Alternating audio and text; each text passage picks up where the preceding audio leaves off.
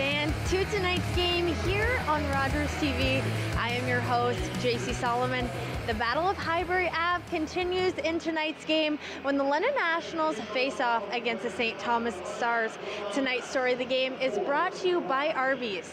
Familiar foes. This will be the fifth time London and St. Thomas will face off against each other this season. London taking all four previous matchups. Will the London Nationals continue the season series sweep tonight, or will St. Thomas put a stop to them? Stay tuned to find out as we go ahead and send it up to Kyle and Jeremy. Thanks, JC, and it is going to be an actual interesting question because after last week, it's hard to tell who's going to be the heavy favorite in these games. St. Thomas coming in here on a bit of a heater, winning three of their last three contests. Nationals dropping their last contest to the Strathroy Rockets, so it's going to be very interesting to see these two teams face off. The Nationals have been known to take their teams a little lightly, especially last week against the Coker Kings. Yeah, last Wednesday it was one of those crazy games where after 20 minutes of play it was tied, and then after 40 minutes it was 6-4 Kamoka. So certainly the Nationals want to improve and trying to solidify when they have a lead, containing it and making sure that they play a solid defensive game. So I expect them to clean up their act and try to do that here tonight. Absolutely. And now as we get set here, getting into the holiday season, we get set for our Future Stars games, and the Nationals sorting Tylen Palmer on the Future Stars team. Very exciting to see him out there. Franzen also on there from the St. Thomas Stars, one of the other players to keep an eye on in tonight's contest. You can also see William Nickel as well from the Stars. So a couple of talents from both sides in tonight's contest for the Future Stars game. Looking forward as well. The Top Prospects game as well happening. That also on the 27th. And that there as well. Dylan Dundas in the game there for the London Nationals. Mike Levin going there from the St. Thomas Stars, as well as Hamlin. So there's a lot of good talent there from both sides. So we're going to get a chance to see that talent in action tonight. Yeah, and guys like Palmer and Dundas, they've had a really great year so far with the Nationals. And the same can be said for Levin and Nichols as well for the St. Thomas Stars. They've had great years.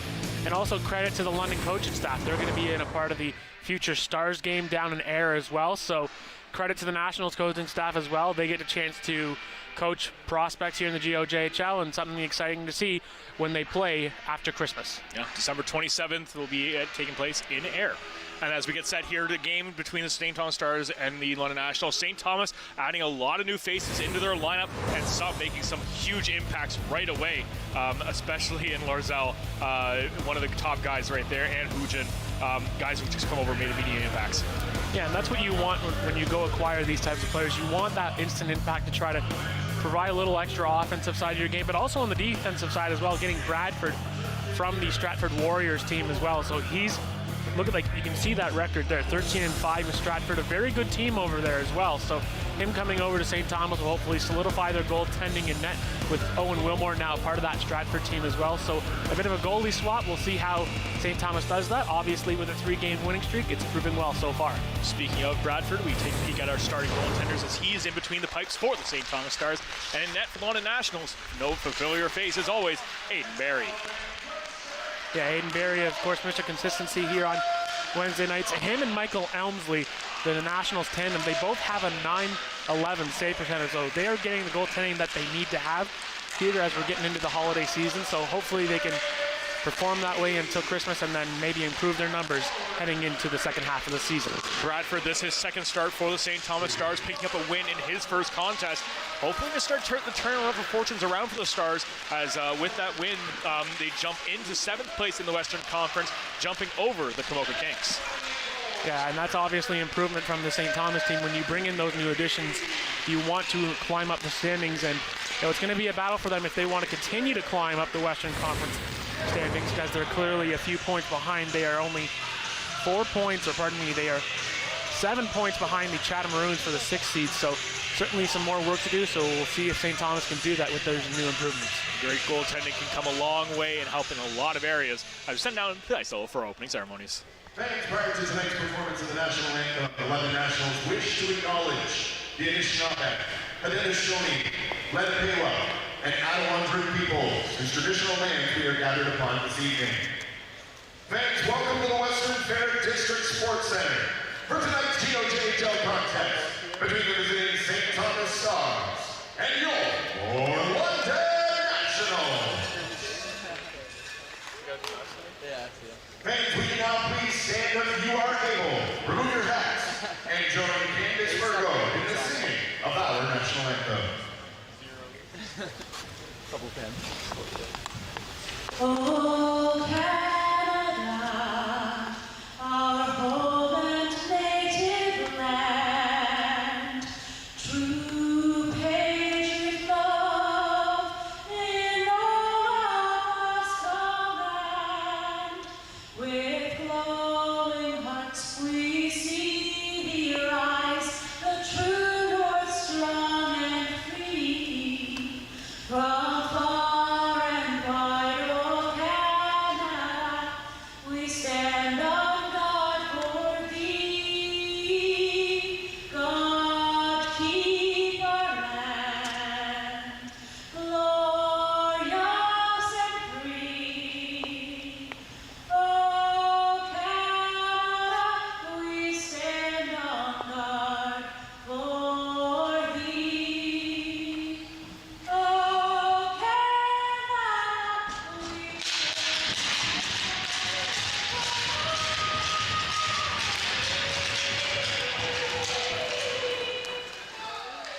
And as we get set for our opening face-off, we take a look at our keys to the game. Tonight's keys to the game brought to you by Paul Salvador Masonry. For the St. Thomas Stars, it's Levin and Nickel. The two have been driving the Stars' offense as of late with 9 and 10 points respectively in their last 3 contests. Nichols has 2 goals and 5 assists in 4 games against the Nationals this year, and Levin has 3 goals and 1 assist in his 2 contests against London. For the Nationals, it is their 3rd period. London has outscored St. Thomas 12-4 in the 3rd period this season. The Nationals have also scored 4 unanswered last week in the 3rd period to beat the Kamoka Kings, but gave up 4 unanswered to the Rockets on Saturday that led them to a loss. It will be important for the Nationals to finish strong in their hockey games. Nationals 1 call-up in action tonight. AJ Power will be out there as they switch up the lines once again, going with Riley Wood, Lucas Chard, and Rylan Bowers. Face-off 1 goes to the Stars.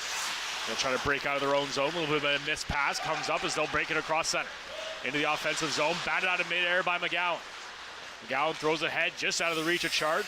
Puck will be picked up, sent back the other way by Girth. Brought over the blue line.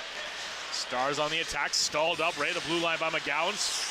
Puck gets thrown down the length of the ice, has momentum, and will go for an icing as our first whistle of the game.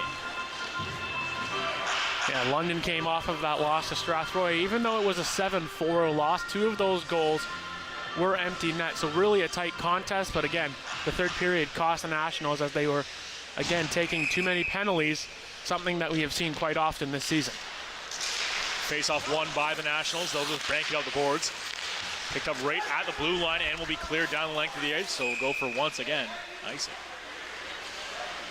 And again, St. Thomas winning their last 3 contests, that's obviously something that they are quite happy with, and also with bringing in new additions. We've mentioned it already, how when you bring in those new additions, you want to create those offensive opportunities. So bringing in a new goaltender and some new offensive weapons, certainly something that St. Thomas is happy with so far. Heggie tries to bounce it off the boards, hits a stanchion, but will get cleared out by Chart. Now to Wood. He goes across the blue line. He almost gets put into the boards by Hubin. Puck be sent around the boards, picked up by Catrice on the far side. He tries to clear the zone, kept in at the blue line, and sent back down in the corner by French. Puck gets brought to the blue line. Franzen carries it across the red line, dumps it into the offensive zone. McGowan will collect it in the corner. McGowan off the wall. Picked up by Duarte, now stripped of the puck, across the blue line again, comes Catrice. Brought in, shot on net, Barry bobbles it, but managed to track it after that and finds it in midair and holds on for the whistle. Yeah, good recovery there by Barry as it hit the top part of his pad, bounced up into the air, and he's able to quickly get his glove on that and hold on. Just roughly a minute and a half into this contest, and 1 shot on goal for St. Thomas so far. Face-off 1 by French over to Thompson. Back to French, now over to Duarte. Duarte comes in, he puts it on net, just misses wide. Connolly from distance, he puts it on net. Kicked aside by Bradford. Down to the corner, Thompson takes a tumble. Duarte in there for support. Puck bow comes away to the Nationals. Thompson tries to put it on net. Duarte behind, backhand chance. Puts it right on net, and Bradford makes the save. Connor Duarte back in the lineup after missing a few contests. Bit of a jump to his step. Yeah, good start there for Duarte. Right away, he just spins and fires, just puts it towards net. And a good stop there early on by the St. Thomas netminder in Bradford. Pass over to Lloyd. Lloyd fans on the shot and come back the other way. 2-on-1 possible for the Stars. Buck out front. Ray just misses the stick of Medeiros in front of the net. Good defensive play by Connolly to stop the attack. Connolly cycles back, spins it around. Just gets it past Medeiros, but sent back into the zone.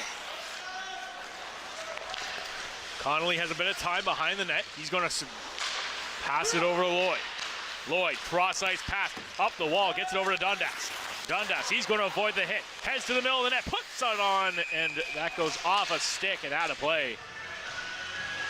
Yeah, once again, good move there by Dundas going inside out to gain the inside positioning on the St. Thomas defender. He tries to use his backhand to get it up over Bradford, but Bradford stands tall in his net.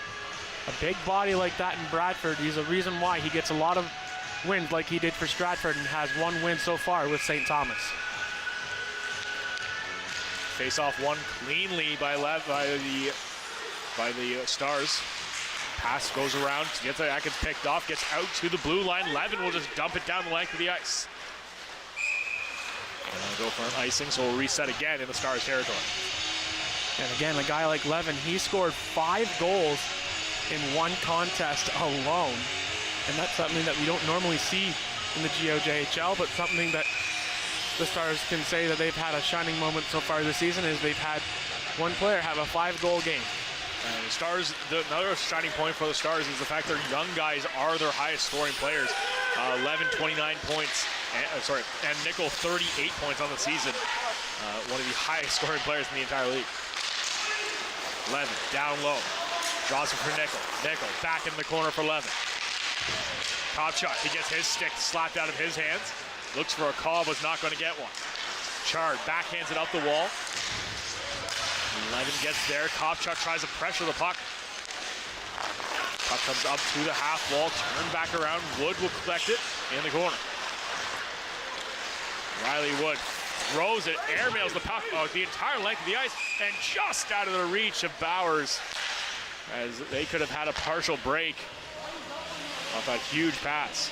Yeah, Bauer still having a chat with the official about how close he was to that puck. But again, going back to Levin, his brother David played in the Ontario Hockey League with the Sudbury Wolves, and currently David is playing over in Europe, in England with Nottingham. So when you hear the name Levin, it's not certainly a surprise to see the type of skill level that the brothers have.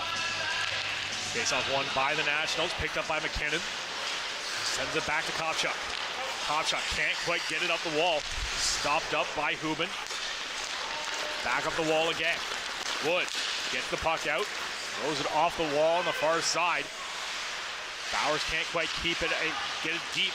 Chard tries to, now turn back away on the other way. Here come the Stars. Across the blue line. Franson leads the rush, brings it inside. Can't quite get the shot off in tight. Buried loose, puck down low. He'll find it and hang on. Off the big commotion right in front of his net. Yeah, I like the fact that St. Thomas, they're activating their defense early on in this contest. You can see right there on your screen, 4 St. Thomas Stars below the hash marks, and it ended up being centered right back out in front of the net. Naden Barry had to be sharp on that as he got the glove down, moved away from the traffic. A good early stop there by Barry. Face-off scrubbed, ends up going to shoot the win for Lucas Chard. Banked off the wall, goes down the length of the ice. Picked up on the far, picked up by Sturgeon. Sturgeon pressured by Power. Power forces the puck to go over the wall. Nationals going to try to strip it. Bunker gets a piece of it. Does come out, but ends up on the stick of Curtis Heggie. Over to McGowan. McGowan, cross-ice pass just out of the reach of Power. That one's just going to bounce again. We'll have yet another icing. Yeah, McGowan trying to find Power here on the far side. Just a little too far out of Power's reach, but you know, it's nice to see Power back in the lineup here for the Nationals. We've seen him early on in the season, and we were very impressed with his game, so happy to see Power getting another opportunity tonight. Absolutely. Comes straight to the blue line, but kept in. Bouncing pucks throughout the air, bounces right down, and it goes right to Bradford. He'll just hang on for the whistle. And again, another bit of an adjustment for Bradford as well, coming over from the Stratford Warriors team, you know, a good hockey club over there in Stratford, but then he has to adjust to St. Thomas, and obviously only having this second game, we'll see how much he can carry the St. Thomas team here in the Western Conference. Absolutely. Shot from distance, tipped out front, and just slides wide. One of the tough things right now for both teams is to try to get some kind of momentum going, just the stop-start nature to this game, as we're going to get yet another whistle. No team can really start getting the game going to the way they want to play it, due to the constant icings we see and whistles, and just, it's not the start of the game that I think most coaches want. They want to get their team into the flow of the game and start trying to generate some offense. Puck sent behind the net. Played down low, Lloyd rubs his man off and then picks up the puck over to French. French gets it up to the blue line and clears the zone. Loses in his feet, Duarte's there to help out. Duarte back to Connolly. Over to Lloyd. Lloyd takes a look, avoids Phillips. He's going to take it for a skate himself up the middle. Gets to the red line and dumps it in. Played on the far side by Jenkin. Jenkin, he gets stripped of the puck. Tries to get the puck right out front. Just can't reach the stick of Thompson. Dobbin can't collect the pass. Picked up now by Lloyd. Lloyd gets it across the blue line with the help of French. Lloyd again, nice move. Just dodged the hit. Still hangs onto the puck. Now he'll throw it down low. Duarte can't handle it. He's sent right back up the boards. Goes off the skate of Lloyd back into the neutral ice where Connolly will collect it. Connolly off the middle to Thompson. Thompson tries to make his way through the middle. Well, it's through two, but couldn't get through the last one. Now over to Palmer. Back to Thompson. Thompson puts it out front. That gets picked off on the way. Connolly pinches in, keeps the puck in the zone, but quickly turned back the other way by the Stars. Okay. Across the blue line, walking down is Nickel. Nickel puts it out front. Backhand chance. Tried again on net is Levin. That gets blocked. Connolly tries to put it off the wall. Gets to the blue line. Does clear. Alexander couldn't hold the line. Patrice will pick it up. Brings it behind his own net. Breakout pass over to Levin. They'll just spin back down into the defensive zone for the Stars. Levin over to Catrice. Catrice gets to the red line and dumps it in. Played down low. Pressure on the Nationals defender. Alexander keeps it in the offensive zone. Trying to get a backhand pass out front. Gets out there. Loose puck in front. Huge save by Barry. Puck will be cleared down the length of the ice and go for an icing. But Aiden Barry comes with the first big save of the game. Hey, you talk about game flow, and St. Thomas is starting to get that game flow as they do a great job down low with the puck, center it right back out in front. And that's the save right there that Aiden Barry had to make on that one. Having to look behind him, and then a centering feed, he had to go stretch across to his right very quickly. Good pad save there by Aiden Barry, as St. Thomas now has 3 shots registered on him so far. The most dangerous goal scorer out there for the St. Thomas Stars in Michael Levin. 18 goals on the season. Searching for number 19. Huge hit thrown right down the corner by Hugin. This little tap play by Dundas. Puck comes out by Palmer. Drops it for Dundas. Dundas tries to put it out front. Pace Ross going right towards the net. Ends up bouncing over the net. Comes the other way.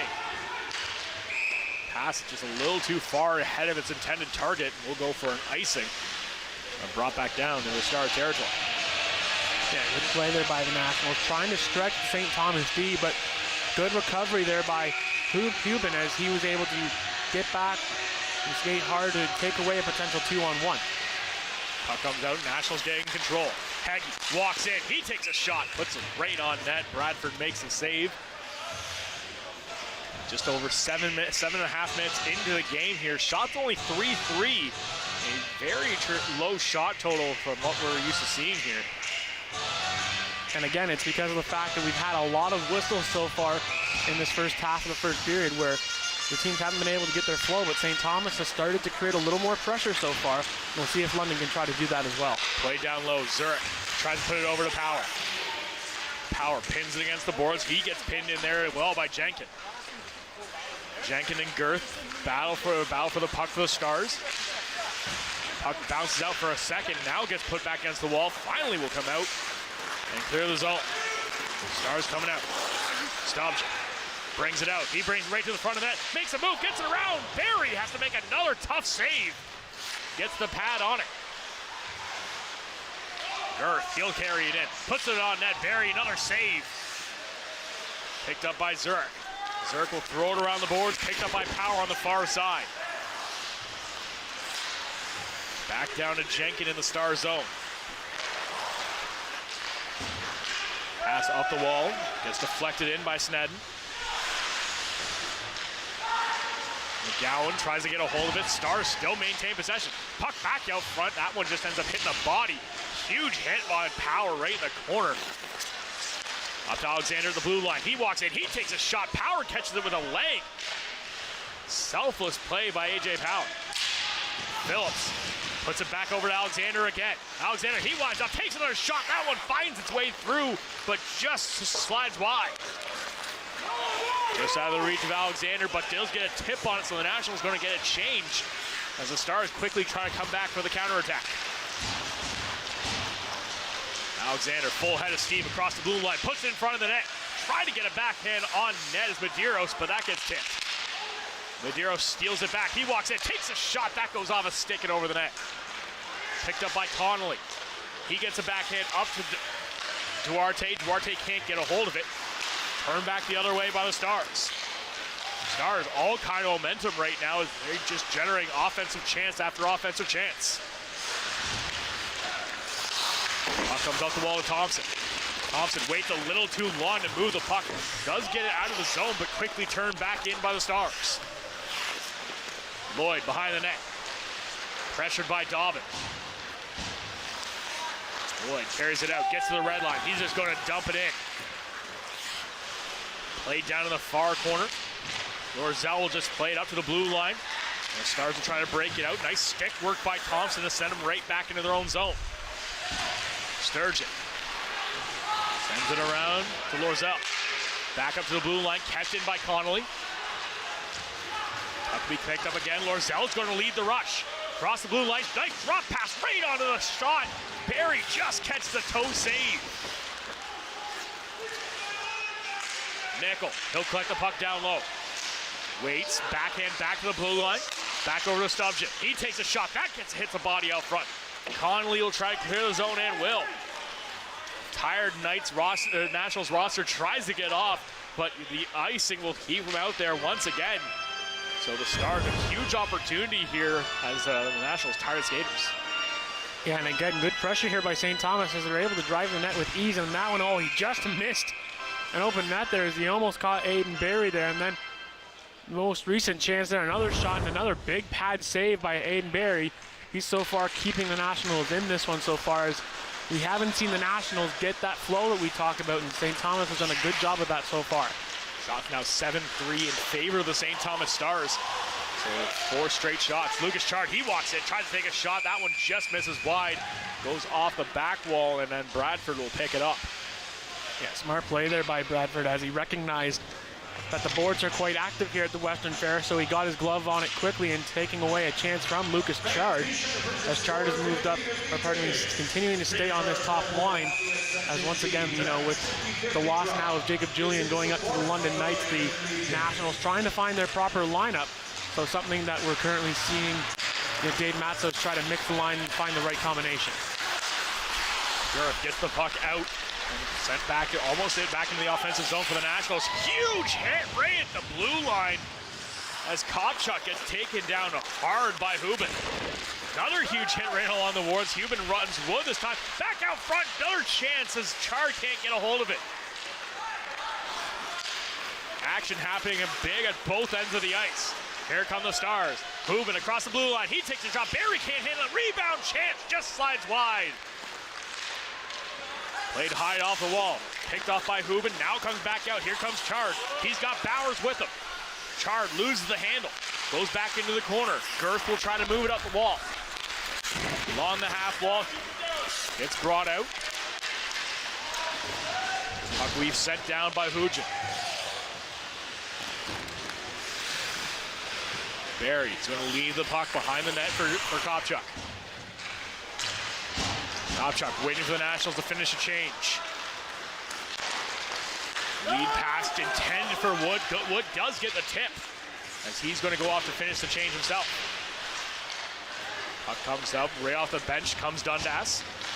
McGowan, nice lead pass for Palmer. Palmer, partial break, walks it, takes a shot, just puts it over the corner. Pace Rock, he gets pinned in the corner. Sent now behind the net. Catrice will pick it up. Walks up the wall, hits it off the boards. Almost picked up by Stubgen. Brought back now across the blue line. Drop pass on the stick of Dundas. Dundas out front, tries to get it onto the stick of Palmer. Just misses that. Another shot from distance, this time by Heggie. Puck comes back into the neutral ice. McGowan will pick it up. Banks it off the wall over to Dundas. Dundas hits it into the offensive zone. He's going to try to keep it in. Turn back right at the blue line. Here come the Stars. Alexander waits up, puts a shot on net, just misses wide. Kept it at the blue line by Catrice. Catrice floats it behind the net. Picked up on the far side, Snedden. Back out front, another shot. That one just goes wide. The Stars once again have the control of the puck in the offensive zone. Stick lift on Dundas as the Stars keep control. Taken down hard on the play is Palmer. And Dundas, he's got a break. Tries to come out, just huge diving play. And we're going to see a penalty coming behind the play. Hooking is the call as we get set for this power play. Our first period, as always, brought to you by J&F Concrete and Ready Mix. Well, back and forth the chance as we go is again a break there for Palmer, and he just tries to beat Bradford on the glove side, and he's unfortunately missed on that side, and then back the other way comes St. Thomas. Big hit there, and then the penalty, which leads right up after that play, as Dundas got a chance to be sprung away, and the hooking call is called. So the Nationals are going to go to their first power play of tonight's contest. They currently now rank with the third best power play in the Western Conference with a 24.7% efficiency. And then for St. Thomas, they've got the 7th best penalty kill. So once again, special teams could prove a factor in tonight's contest. Special team, the power play for the Nationals has not been as dangerous as it has been in the last few weeks. In the last month, it's dropped 6 points in the efficiency, so they're hoping to try to find some success going in tonight. Puck kept into the blue line, sent over to Chard. Chard, he's going to walk in, puts it around front, shoots it on net, and just gets tipped wide. French tries to hold the blue line, but can't. Picked up now by McGowan. McGowan over to Chard. Chard across the blue line. He's going to wait, try to find a pass down low to Wood. Wood puts it over to Chard. Chard tries to get the one-timer. Can't quite find it. Loose puck. Ref blows the whistle as the puck bounces out. And the Stars little beneficiaries of the play. A good little in and out play here by Lucas Chard as the pass goes down low and he tries to get it on that play, and then a smart play again by Chard as he just throws it back out in front, and Bradford didn't quite know where that one was as it was underneath his pads, and then he slides back out in reverse style and is able to control that and get a whistle, as that penalty actually was a 4-minute variety, so they still have another 3.5 minutes to go on this power play. A huge opportunity for the Nationals. Still waiting for the announcement of what the penalty exactly is for. Could be potentially 2 separate penalties. Could be, as it is Snedden who's in the box. Kachuk pulls the puck. Nice pass over to Lloyd. Lloyd tees it up and puts it right on net. We saw during the warm-ups, the Nationals practicing it out a lot, giving it right over to Carson Lloyd, working on his slap shot. Has one of the better slap shots on the team. Just needs to keep it down a little bit. See quite a few of those shots heading over the net. Yeah, and Lloyd has found the score sheet in these last few contests, and I hear that he potentially might be JC's first intermission interview for the Nationals. See what's going on with him soon. Nickel, he's going to bring it in on the short-handed attempt. Tries to put it out front. That goes off a stick. Nickel, he's going to send it back to the Stars D. Over to Girth. Girth just going to pick it, dump it down deep into the Nationals territory. Lloyd comes out with it, gets his pocket picked, and then Stars applying a lot of pressure as Vandenberg really keeping the Nationals hemmed in their own zone. Carson Lloyd makes a move to get around one defender. Pass the puck intended for Thompson, but he thought it was going to French. Puck's going to come down. Barry comes out to play it. Hubin's in there for the attack. There are more Stars in the national zone than there are Nationals. As Lloyd going to carry it out once again. Drop pass for Chard. Lloyd gets stood up right at the red line. Chard gets it down to French. French, he walks in, he takes a shot, puts it right on the chest of Bradford, and he makes another save, and a fairly easy one at that. Yeah, and again, the Nationals, they've been getting a lot of their shots from the outside so far, so St. Thomas doing a good job on their penalty kill of boxing the players out and allowing anything from the outside, and not much traffic in front of Bradford yet so far in this contest. Puck comes up to the blue line, picked up by the Stars, they'll clear the zone.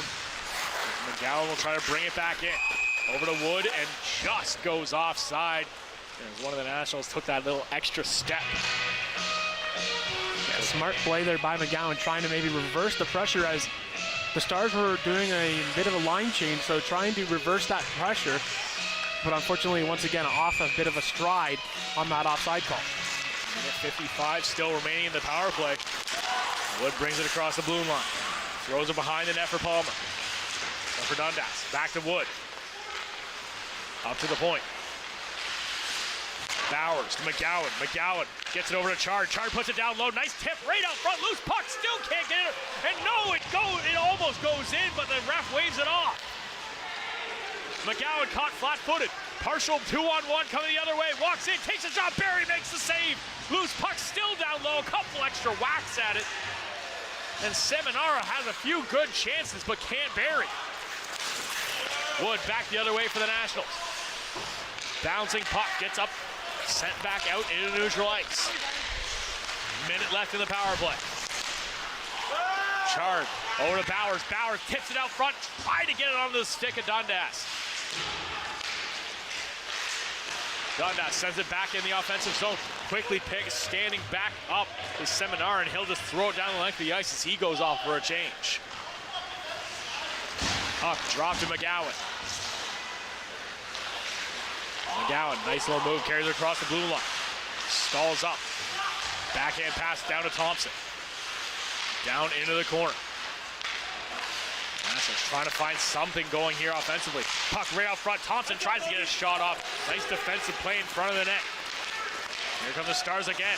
Levitt waits. Nice patience. Take a shot. Beautiful save by Barry. Another rebound opportunity denied, as Nickel was right there. Here comes French. He crosses the blue line. French trying to put it on net. That gets tipped and out of play. And we'll have a face-off in the Stars zone. 8 seconds remaining on the power play. And back and forth we go as both teams get chances. That centering feed almost goes in. Wood goes right in behind, but it never crosses the line. The referee right there, and then the other way. Potential 2-on-1 little shot onto Barry, makes the first save, second save, third save. As two of those shots off the St. Thomas shooter, off of the goal stick of Aiden Barry. Kopchuk sends it over to Lloyd. Lloyd takes a shot on net. That one tips over. Almost lands on the top of the net. Power play expires. Palmer down low. He can't get a stick on it. Back to 5-on-5 hockey as the puck comes up to the blue line. Does clear. Kopchuk will cycle back. Draw pass to Lloyd. Lloyd off to Palmer. Palmer throws a cross-ice pass. Can't hit pace Roth. Chard will try to pick it up. Can't quite get to it in time. Back up the wall. Kopchuk. Now over to Palmer. Over to Chard. Chard backhand pass down low. Hits pace Roth, but he can't quite get the shot off in time. Backhand chance again. Another put it on net, but that gets blocked on the way to the target. Here come the Stars. Trying to get out to the blue line. Carry it up. Jackson Dobbin across the blue line.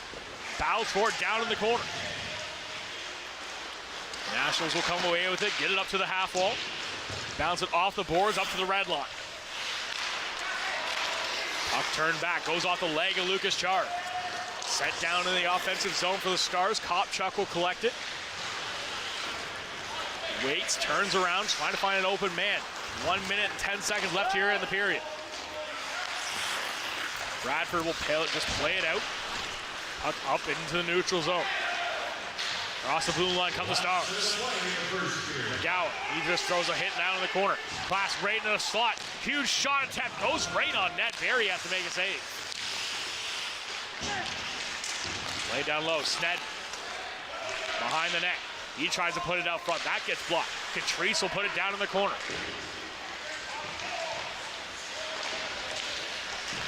Still battling for the puck. Comes up to the half wall. Over to Wood. Wood, he's going to try to break past Alexander, but can't. Turn back the other way. Huge turnover. Walks in. Shot put right on net by Bowers. And the puck gets turned back the other way. Haggy over to McGowan. McGowan lead pass for Bowers. Bowers across the blue line. One last chance. He just puts it on net. And he played down in the corner. 9 seconds left. Stars try to clear the zone and will. And that'll do it for the first period.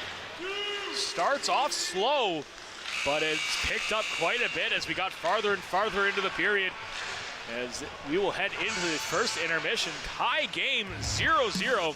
You're watching the London Brewing Co-op Nationals hockey here on Rogers TV.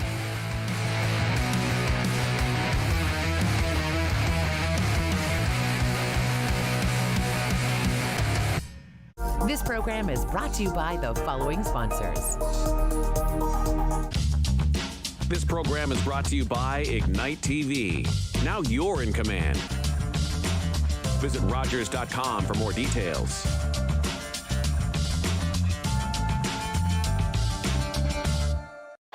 Watching hockey just got a power play with NHL Center Ice and Super Sports Pack.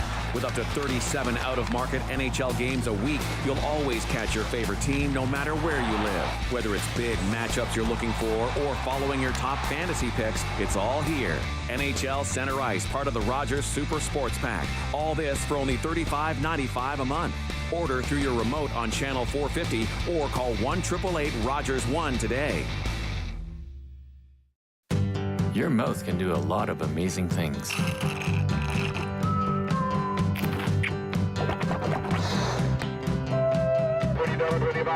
And your mouth can save a life. Hi, I'm Tom Wong. I'm just one of close to 1,000 Canadians in search of a stem cell match. We need your help. A simple swab is all you need to register on the National Stem Cell Database. You could be the one to save a life. Find the hero in you.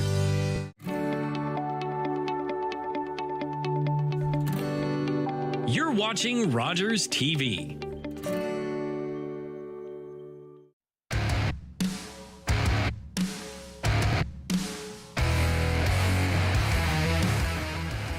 Welcome back, fans. I'm joined here with Mike Levin from the St. Thomas Stars. Now, Mike, I want to take you back to a game that you guys played against Komoka where you scored 5 out of 6 of your team's goals. Can you tell us a little bit about that?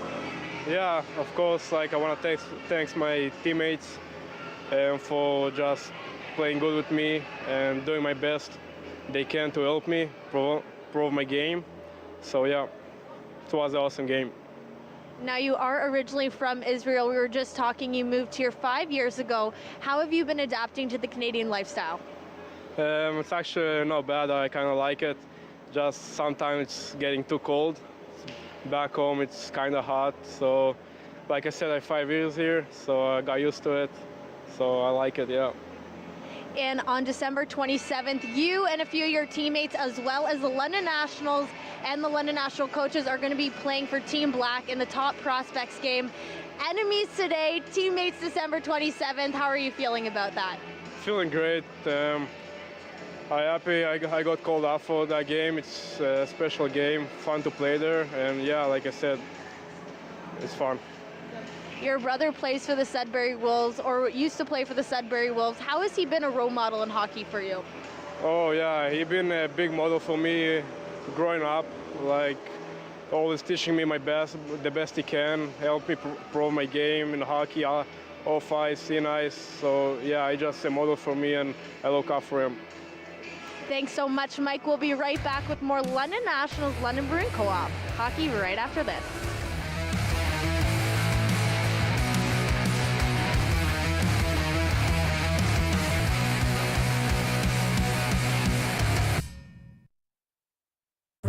Treaty in Cree is Naskumetoin, an oral agreement,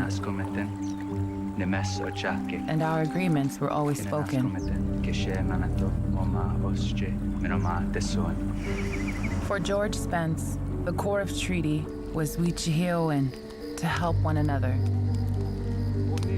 And so we, the commissioners... He was there for the making of Treaty 9, where the Cree were told... We will honor this agreement together, for as long as the sun shines and the waters flow. The Cree made their mark because they were assured that the land would be shared, and they would always be able to harvest what they needed.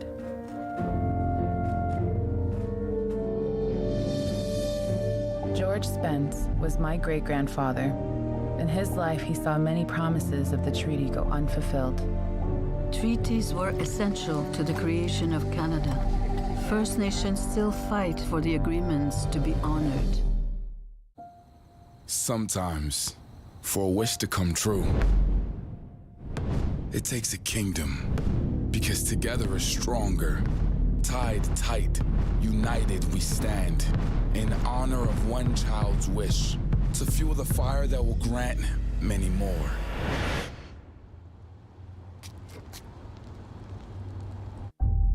Join the kingdom.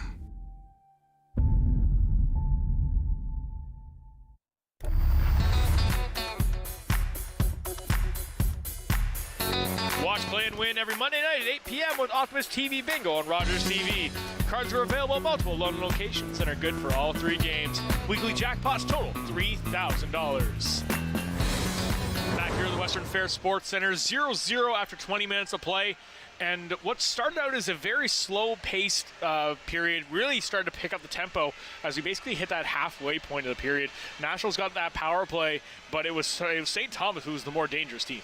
Yeah, St. Thomas had a lot of the more grade A scoring opportunities, and Aiden Barry had to be worked a lot in that first period, and he made a lot of 10-bell saves, working his pads very well, key saves as well. And then on the other side, Bradford as well. When the Nationals had their chances, Bradford had to step up as well. So it's going to be a goaltender's battle here tonight, and it could be a situation where one goal could be the winner here tonight. Absolutely. Taking a look at what we did see in that period through a scoring summary. Zeros on board. Shots 9-11 in favor of the St. Thomas Stars. It was 3-3 at the 10-minute mark. I was a little worried that we were seeing so little shots to start the game. But it was a lot of starts to start the action. It really took that time for one of the teams at least to really pick up the pace, bring in their own style of play. And it was the Stars, surprisingly, who really took over. Nickel and Levin were just standouts on the ice so far. They were basically had the puck on their stick every time they were on the ice.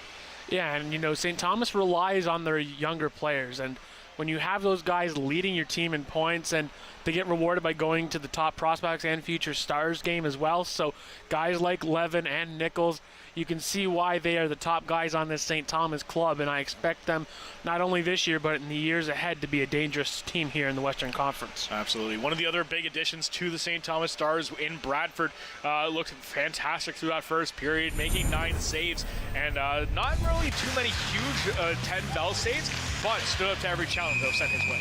For sure. You know, when you're a goaltender like Bradford, you have a winning record coming over from the Stratford Warriors.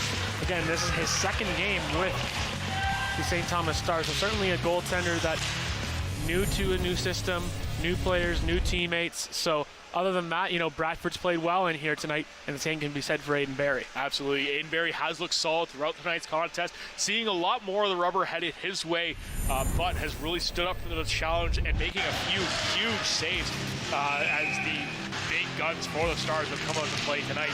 But when the Nationals needed the most, he's been there. That save right there, and this toe save coming up, he was just fantastic at every call he needed. You can see a lot of their scoring chances come right in that home plate area, right in the slot. So a lot of those chances, Aiden Barry had to be aggressive in his net. Again, his pads were really active, making sure that there wasn't any real secondary scoring chance off of the original shots. So something that Aiden Barry has done well in here tonight, and I expect him to continue that here in this game. One thing I did notice throughout that period, though, is the Nationals' top guys, they didn't look bad at all. But I really noticed a lot more from those secondary guys. We saw Palmer and Dundas, both guys who were heading to the young guns and the top prospects game. They looked really good throughout that first period. Carter Duarte looked fairly solid throughout his game as well. He's just making his way back into the roster. The Nationals needed that bottom 6 guys to really step up, and they're looking like they are so far tonight. Yeah, and Duarte had that chance right in the slot, the spin backhand shot, able to get a shot on net. And for a guy like Duarte, he hasn't gotten a goal yet in this league, and he's certainly still trying to sniff that out. So when he gets back in the lineup here tonight, he's missed a few games with injuries, so him getting back in the lineup can certainly help this London team and help those secondary scorers try to get on the score sheet. Yeah, anytime they can get that going is going to be a big help. The other issue I think I noticed a lot with the Nationals was that power play. 4-minute power play you had in that period, but it just looked anemic. The Stars dominated pretty much that entire penalty, and they were the team that was shorthanded. Yeah, and that's kind of the strange thing. When you see a penalty kill that almost looked like it's their own version of a power play, the Nationals didn't really get any dangerous scoring chances in that whole 4-minute stretch. And St. Thomas did a really good job, especially once they shot the puck down into London territory, of forcing the Nationals to make a play. When you're doing that on the penalty kill, that certainly works out for you, and we'll see if St. Thomas can continue to do that. 20 minutes down, 40 to go. Still anybody's game as we get set for our second period here on London Brewing Co-op Nationals Hockey on Rogers TV.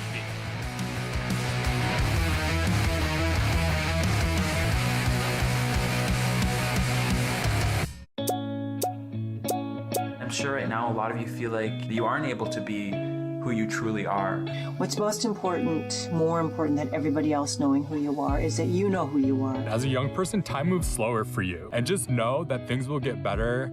It Gets Better Canada is a registered Canadian charity with a focus on uplifting our queer youth through the power of digital storytelling. As a Two-Spirit person, I use they, them pronouns, but that's not the case for every Two-Spirit person. There are so many voices out there that we didn't have 10 years ago, 20 years ago. No matter what your mind tells you, you really are perfect the way you are, so stop beating yourself up so much. I'm gonna be a boy in a dress, because why not? Your identity is explosive. We all have our unique journeys, but one thing that connects us all is the desire to be happy, the desire to celebrate being our authentic selves.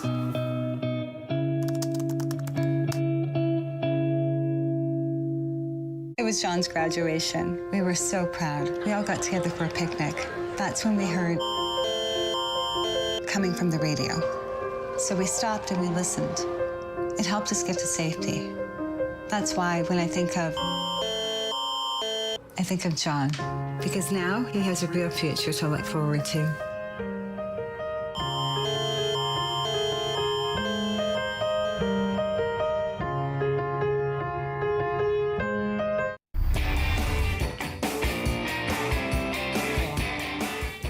It's a charity barbecue competition on Chillin' and Grill with Jeff this week. Two teams face off in support of Childcare. Who will be the first team to win the Turkey Bowl title? Watch Chillin' and Grill with Jeff Thursday at 7:30 p.m. Take a look at our Paul Duarte and Associates shots on goal after 20 minutes of play. Stars 11, Nationals 9, but where it matters, still 0-0.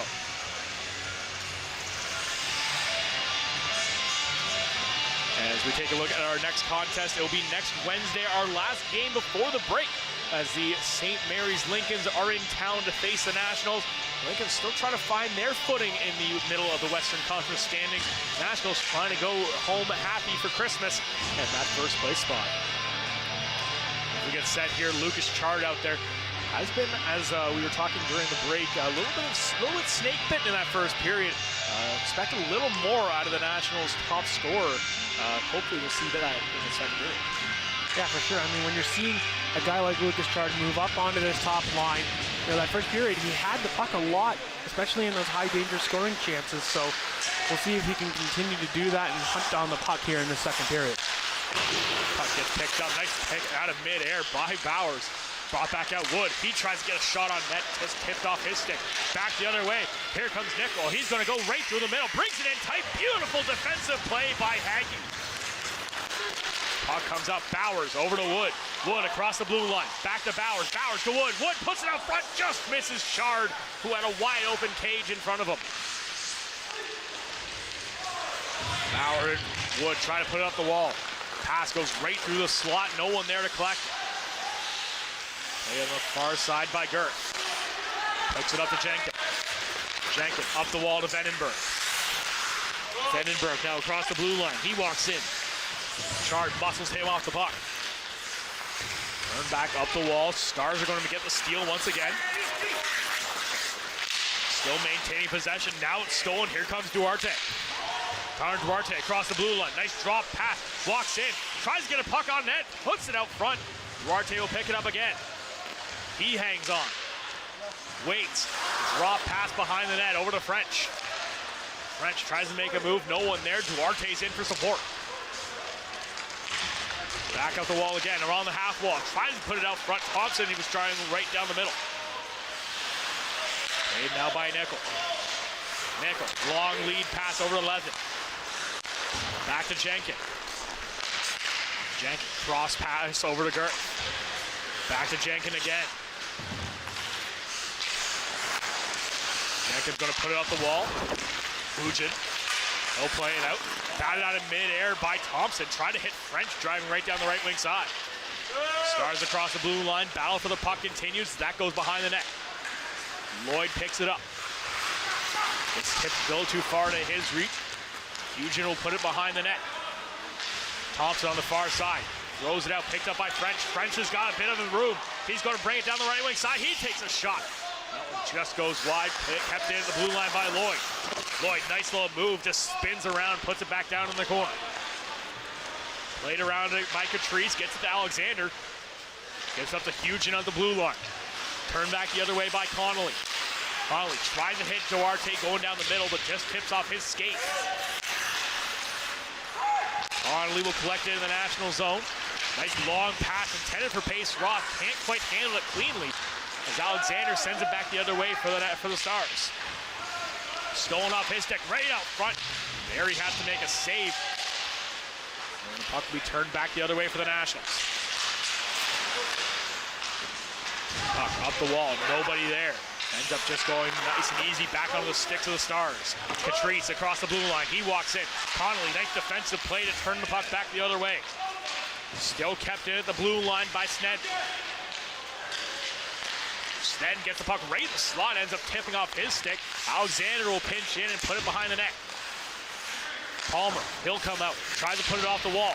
Alexander holds it, but now loses it. Comes out, almost a partial break coming the way for the Nationals. As Dundas was looking for the outlet pass.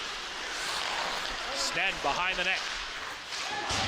Puck comes out, that one just a little too far, and we sent all the way back down into the Stars territory. And we're going to take a look at a great defensive play by Curtis Hagee here. As the Stars came out with big-time speed, and Hagee with that little poke at the last minute, able to take away that chance from Nichols as Nichols was flying through the middle. Almost a dangerous scoring chance there for the Stars, but again, Curtis Hagee comes up big in that scenario. Big defensive play, something that the coaching staff, I'm sure, is happy about. Played up to the blue line. Apchuk couldn't quite hold the line. And the pass from McKinnon just a little too far outside the blue ice.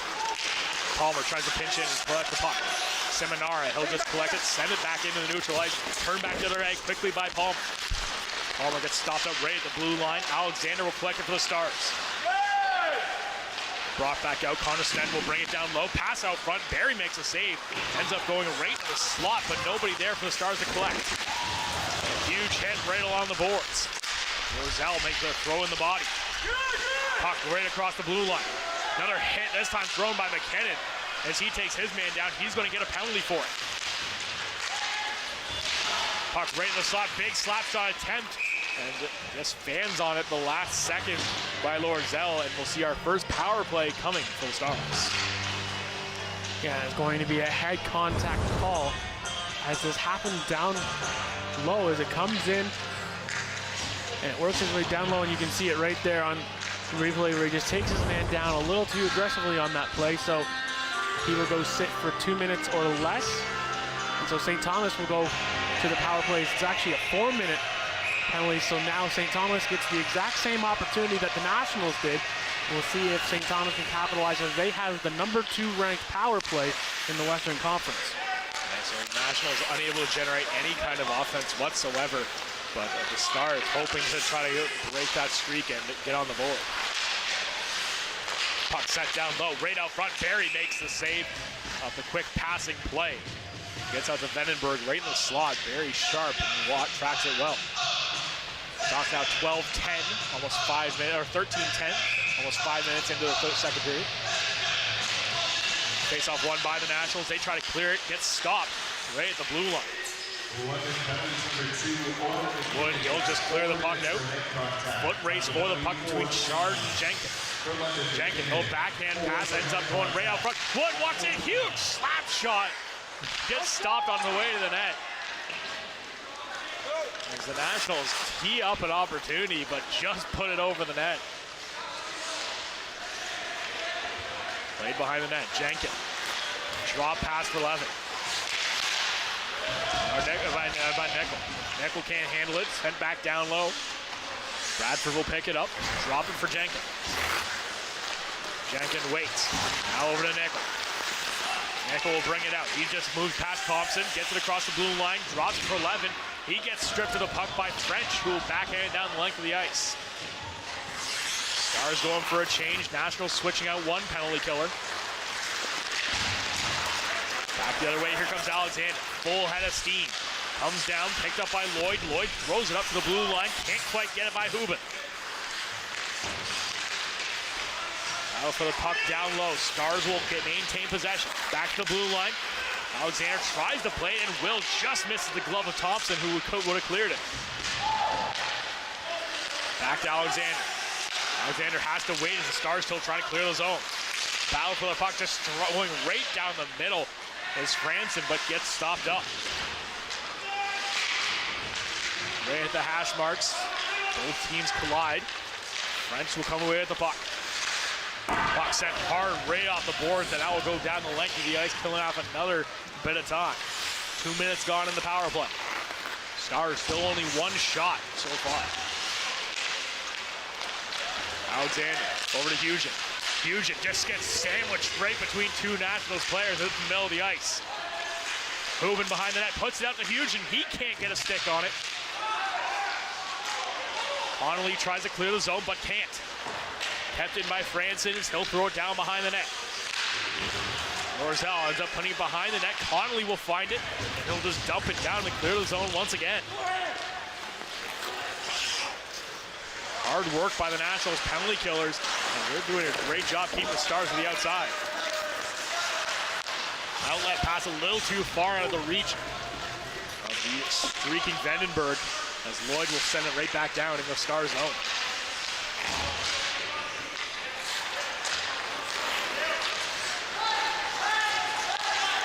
Now back to Alexander. Alexander up to the red line. Just dumps it down in the corner. Connolly's waiting for it. Bobbles the puck a little too much. Nickel tries to keep it in, but it's turned back into the neutral ice. Alexander, lead pass on a Nickel. Over to Levin. Levin back into the slot area. Takes the shot. That goes off the crossbar and out of play. Vandenberg, great chance on just the second shot of the power play. Yeah, the most dangerous chance here on this power play. He just drops up, has a chance right in the slot. And it goes up and over Aiden Berry, but hits the crossbar and into the netting. So a dangerous scoring chance there for the St. Thomas Stars as they have 32 seconds to go here in this 4-minute power play. We'll see if they can capitalize. Faceoff gets scrummed. Stars will come away with it. Loose puck stolen. Here comes Thompson. He's all alone. Walks in. Makes a move. Backhand chance. Huge save by Bradford. Thompson, the best opportunity of the night so far for the Nationals, but comes up short. Yeah, good stick there as he recognizes the puck bounced on the St. Thomas defender, and he's away. And a great save here by Bradford as he just followed Thompson the whole way, recognizing that he would likely go to the forehand side, or pardon me, the backhand side, and he read it all the way and makes the big save there as the Nationals had a quick penalty kill opportunity. Snedden tries to move the puck into the offensive zone. He loses control. Puck will get sent down the length of the ice. 2 seconds left and McKinnon's back on the ice. Nationals kill off their 4-man penalty, or 4-minute power play, as both teams now successful on the penalty kill. McGowan, he's got room to move. Carries it up the right wing side.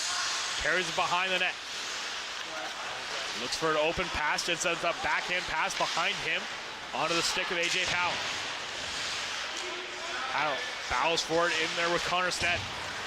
Puck bouncing, goes all the way down the length of the ice. Kopchuk has to play it. He's got a man right on top of him, and Callum Snedden Played down low, another huge hit thrown by the Nationals. Power collects it in the corner, tries to move it up the wall. Kept in by Girth, sent down into the corner. Back up the wall, Power can't get a stick on it. Girth will play it in again. Back up the wall, huge stubs it. Bouncing puck comes out into neutral ice. Girth will collect it. Waits, two Nationals right on top of him. He just throws it down the length of the ice. No icing on the play as it goes right off the leg of McKinnon on the way. Foul down low. Stars are going to come away with it. Right into the slot. Big shot, shoots and scores! Connor Lorzell makes it work. And the puck just finds its way through the traffic as the Stars take a 1-0 lead. And Nationals caught with a few tired players out on the ice as this one ends up coming from down low in the corner. McKinnon's down there battling against two Stars players, and then the puck just ends up onto the stick of Connor Lorzell as it just finds him. He just puts a little wrist shot on, and that beats Aiden Barry on the glove side. And now the St. Thomas Stars are leading 1-0 as that was a 5-on-5 goal. And I saw that Owen McGowan had a quick conversation with the official about something, so we'll see maybe what that was potentially about, but nonetheless, St. Thomas has the early lead so far. St. Thomas generating a lot of offense, and it finally pays off for them. Puck goes quickly onto the stick of Bradford, and he'll hang on. Shots now 15-13 in favor of the Stars. And didn't really generate much on the power play, but just right place, right time as Lorzell walks into that open shot right in the slot area. Finds his way through a few legs, and I don't think Barry saw it until the last second. Yeah, confidence is an amazing thing when, for St. Thomas, they're riding a 3-game win streak right now. So this team certainly has an extra bounce in their step, and they're so far got that 1-0 lead. Pass over to Hooven. Just out of his reach, McGowan glues it right in the slot, takes a shot. Barry has to make the save. As McGowan tees up the Stars right in the slot. And once again, McGowan tries to get this puck, but he ends up turning it over right in front. And Aiden Barry had to come up big, not once, but twice, as he then had to close the pads up tight there, as he had to come up big on that one, as now he's having to adjust his helmet, as he had a few St. Thomas Stars lurking around for that loose puck, but he was able to control that rebound. The shots now reach 16-13 in favor of St. Thomas, so they've certainly been the better hockey club so far, only 30 minutes into this game. Very uncharacteristic play by Owen McGowan. Not used to seeing him make that kind of mistake. Almost costs the Nationals, but big save by Aiden Barry comes to the rescue. So he continues to try to fix his helmet. And in a sense, this is almost like a secondary timeout situation where he can get the guys on the ice a little bit of that extra breath, as they're going to take Palmer out of that draw and throw in Dundas. Face off won by Hooven. And the Nationals try to pick up control again. Battle for the puck down in the corner. Palmer tries to come away. He ends up getting a stick in the face. Looks for a call, but not going to get one. Up to the blue line. Alexander, nice pinch against the wall. Stops pace Rock and clearing the zone. Palmer throws it behind the net. Lloyd on the far side does a nice job to avoid a hit and puts it back over to Connolly. Connolly, cross ice pass, just out of the reach of his intended target in Dundas. Play down low, Pace Rock. Battles for the puck, almost gets a steal, stolen back by the Stars, and they'll try to break out. That one will go just a little too far for icing by Hugen. Brought back into the Stars territory. The Nationals get a change, get some fresh legs out there. Stars, not too long of a shift, but a little bit to be a little tired out there. Yeah, and I'm sure, with St. Thomas, again, on that win streak, you're riding the guys that have been hot, and your young players have been so far. Connolly tries to take a shot. That goes off a shin pad. Partial break coming the other way by Franson. Franson takes a shot. Barry makes the save. Hooven collects it. He tries to make his way to the front of the net. Big slap shot from the blue line. That one just catches the pad and goes into the corner. Collected again by the Stars. They send it down low. Hubin can't get a hold of it. Picked up by Lloyd. Lloyd backhand behind him, picked up by Connolly. Connolly lead pass for Wood, kills off his skate. Picked up by Alexander, he gets a lead pass. Over now, across the blue line. Bowers gets the steal. He'll just float that puck into the neutral ice. Jenkin will pick it up. Now back over to Nickel. Into the corner, Sat will come down the length of the ice. Connolly will pick it up just inside the national zone. Lloyd's pass just ends up going off a skate of Bowers, but ref's going to say no. Bowers trying to get the call saying it hit me, but the faceoff will come down all the way into the Nationals territory regardless. Bowers feels that hit his skate and off down into St. Thomas territory, but I believe that Bowers was just on the left-hand side of center ice in that situation, so even though he feels he has a case, I don't believe he has it. After the blue line by Jenkins. Nice cross-ice pass sent down net. Coming right off the stick of Girth and held onto by Barron. Nationals get the change now that they wanted. Again, St. Thomas doing a good job of activating their D as a lot in tonight's contest. We've seen them use 4D right in and forcing the Nationals to defend and not have many opportunities to try to use their legs and get going the other way. So St. Thomas doing a good job of basically trapping the Nationals inside their own zone. Puck gets flipped out, and now we'll go down length of the ice for an icing, so we'll come right back down into the Nationals territory. And again, just a thing, when we were in that first period, at the halfway mark, shots were only 3-3, and now St. Thomas is about to reach the 20 shots on goal mark as they have 19 to London's 13. Quite a few shots on net so far for Stars. Another shot quickly right on net. Barry reads it well and gloves it down. And the hockey IQ on Michael Levin on that play. Just as soon as the draw is won, he waited to see if there was an opening on the glove side, and Barry shut that down right away. As now Levin now switches over to the far side and plays on his off wing. Shots 9-4 in favor of the Stars so far in the second period. Puck banked off the wall, kept in by the Stars. Sends it down low. McKinn will play it behind the net. Little backhand pass over to Kopchuk. Now over to Chard. Chard circles back once again. Trying to find an opening, but quickly bounced on him as Nickel. Puck up the wall. National collected, stolen right in the slot by Levin. Levin tries to hit his man down low. Tripped up right in the slot. No call in the play. Another big hit thrown, but looks like the net is off. Well, the whistle has a lot of physicality happening in front of the front and around the national net. Yeah, and again, Levin with a dangerous scoring chances on that one. The stick of McKinnon takes down Vandenberg on that play. St. Thomas bench felt that there should have been a penalty on that, and they might have had a case on that one as McKinnon tried to pull the excuse me trip on that play, and the referees ended up not putting their hand up as they're letting these two teams play out. As we've only seen the two penalties so far, both have been 4-minute varieties, and neither team was able to cash in.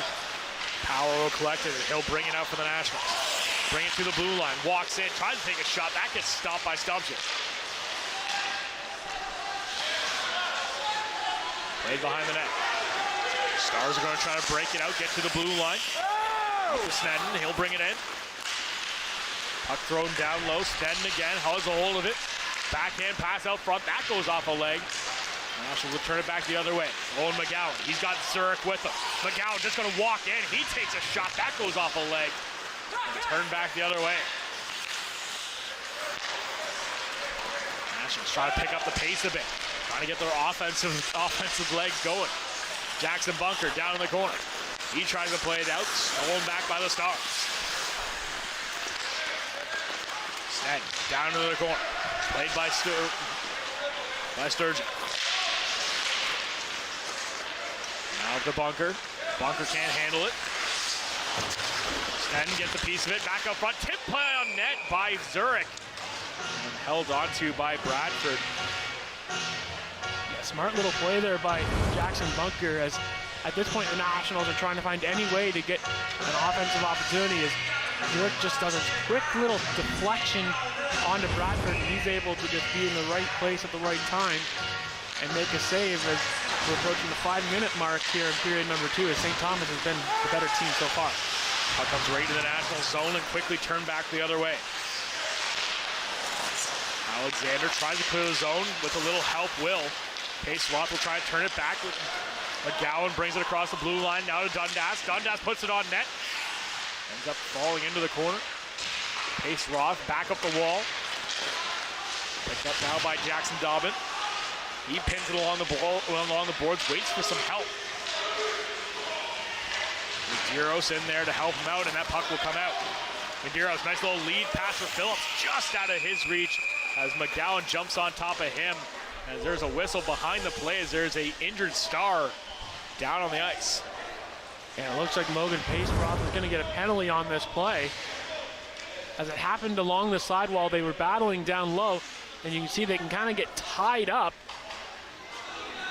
And a St. Thomas player down on the ice, he kind of took that awkwardly as he's getting attended to by the training staff of the St. Thomas Stars. So Pace-Roth is going to go off for holding, as they were battling for that puck along the sidewall, and Pace-Roth ends up taking his man down. And so again, another opportunity for St. Thomas on their special teams, as a bit of an awkward play on that one, as again, it just kind of happened along the sidewall battling for a puck. We'll see it here.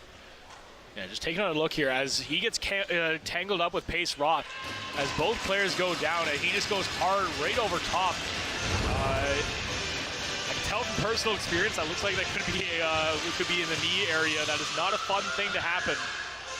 Hopefully he will be okay, and he gets helped off the ice. Not a great place to be.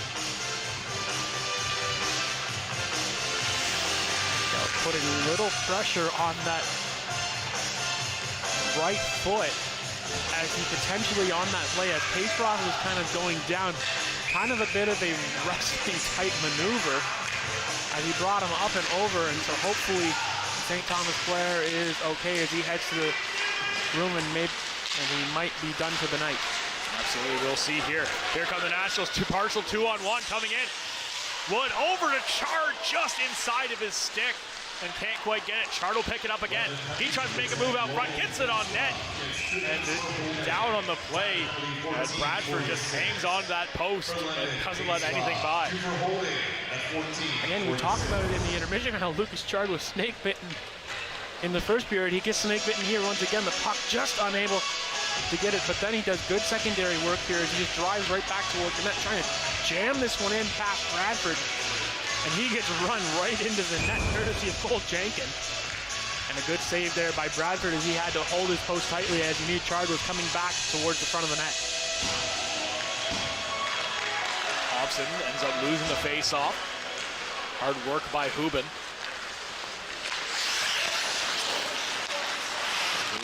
Cross ice pass over to Alexander. Alexander bobbles it, but gets enough of it to dump it down in the offensive zone.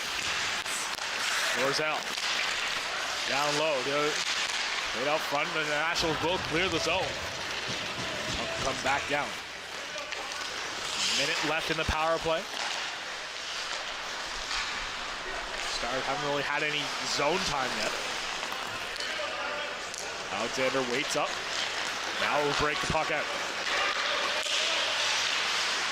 Nice little move by the Stars. Turn back the other way. Partial break here for the Nationals. Dundas, he walks in, takes a shot. Bradford has to make the tough save. Thompson almost gets a second chance. Back the other way, Hugin. Thompson skills it, and he'll dump it down length the ice again. Pulling off more clock. The Nationals penalty killers have been on top of their game so far tonight.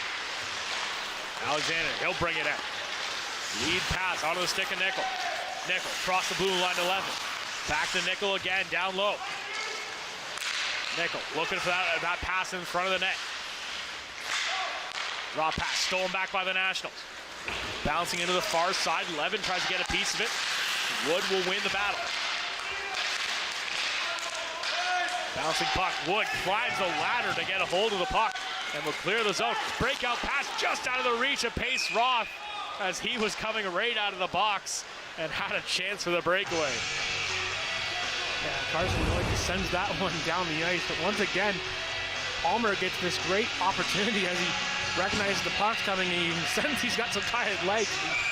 He gave it his all on that play. He gets the shot off. A glove save there by Bradford, and then a second opportunity for Thompson, but he wasn't able to get a stick on it.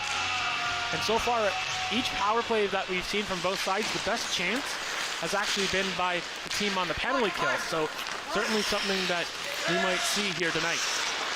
Yeah, as we said, second and third best power plays in the league, and then 6th and 7th penalty kills. So the lesser talented side of their special teams are doing the better work. Puck sent down low, that ends up going just beside the net. Stars collect the puck. This backhand pass, that goes a little outside of its target. Nice play by Bowers. Lead pass, gets it onto the stick of Wood. But Wood can't break through the D. Lead pass for Seminara, just out of his reach. So we'll have an icing and sent back down into Stars territory this time.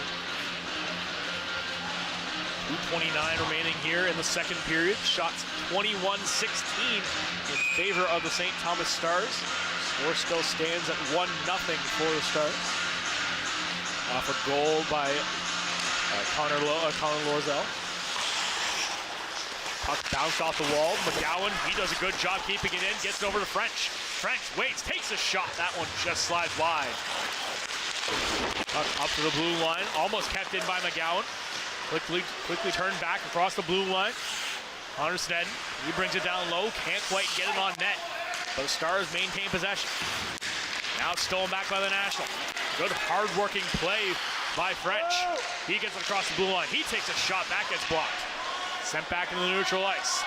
Haggy waits a little too long as one of the Stars does a great change and gets the steal. Snedden now, he takes a shot. Barry has to make a blocker save. Kept into the blue line by Jenkins.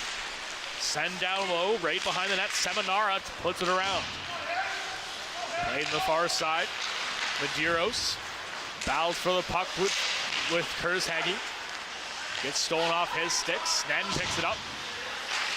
Shot on net by Girth. That gets blocked on the way to the net. Loose puck down low. Barry can't find it. Barry's down and out, but managed to reach the glove out as all of him is in the net. But managed to get the glove out to get the cover.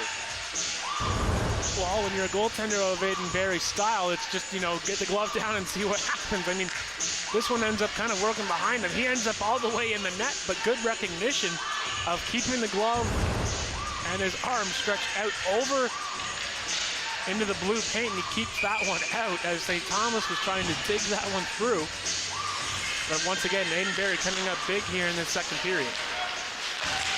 Another shot goes right on net from distance, and Barry tracks it well. The Sturgeon shot goes right in his chest. And the goaltending battle has certainly lived up to its name, as both Bradford and Barry have had to come up big, especially on their special teams. Absolutely, and not the special teams you'd think. Nationals trying to get a steal right at the blue line. Another shot on net. Barry makes the blocker save. Puck comes right on net once again. He'll cover up this time. Barry seeing most of the rubber in tonight's contest. I'm sure that's something that he hasn't quite been used to from the team in front of him, as they normally have the high-scoring offense. But again, when you don't have Sam O'Reilly in the lineup or a guy like Jacob Julian no longer with the team, you depend on those secondary guys to step up. Another quick shot on net. Barry has to make another tough save. And the puck ends up just sliding out as Lorzell couldn't keep it in. Kopchuk blocks it behind the net. That's up to McKinnon. McKinnon tries to clear the zone. Stopped up right at the blue line, and the Stars will hold the line. Moving on the near side. He'll send it behind the net. Back out front, you can't quite get it in, is Hugin. Bowers will try to play it up the wall, gets it out of the zone. Nickel just deflects it back to his defenseman. Played now up the wall. Hubin, cross ice to Nickel. Nickel tries to bring it in, but it looked like Lorzell was just a stride over the blue line. So we'll have to reset just outside of the Nationals territory. 14.6 seconds remaining here in the second period.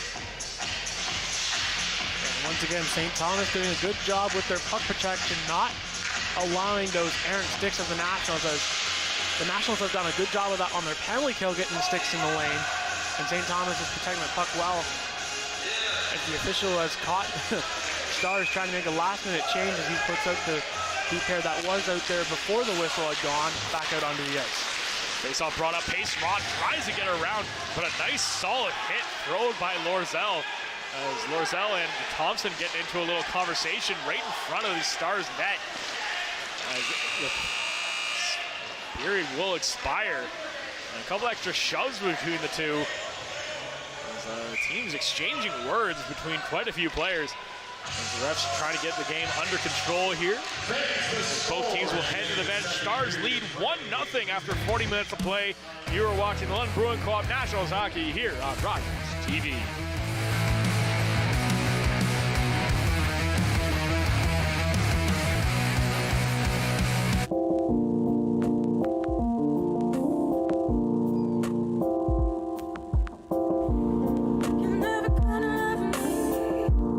This time of year, waterfowl hunters are out, and we encourage them to come out and enjoy their sport. We want them to be safe as well. This time of year, the water is cold and the air is cold, so it's very important to have all your safety gear. Have a plan, and let somebody know the plan and when you're going to be back. Always carry a cell phone fully charged and wear your life jacket. Hunters can hunt 30 minutes after sunset. But as soon as the sun goes down, when you're out on a boat, you have to have your navigational lights on when operating. We want to see people out here with their lights on so they can avoid a collision with other hunters. When you're out hunting, it's your obligation to know the rules and the regulations. For more information and to find these regulations, visit the ontario.ca website. What is it? Anxiety disorder. Depression. I'm clear. PTSD. 1 in 2. A flip of a coin. That's the same chance we'll experience a mental illness by the time we're 40. $1 a day can help change those odds and bring hope to those in need.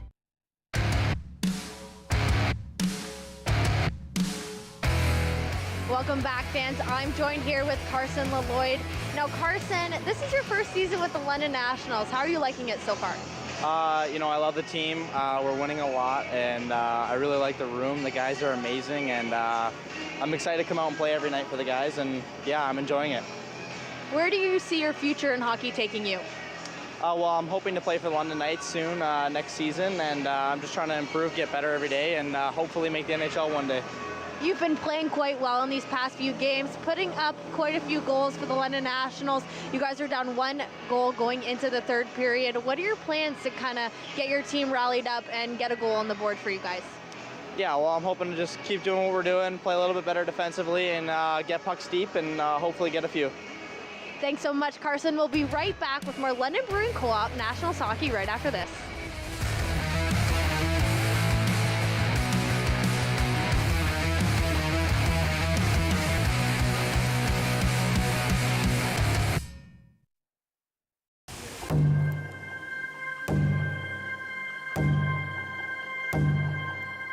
Heartbeat of Mother Earth, I feel you and embrace your warmth.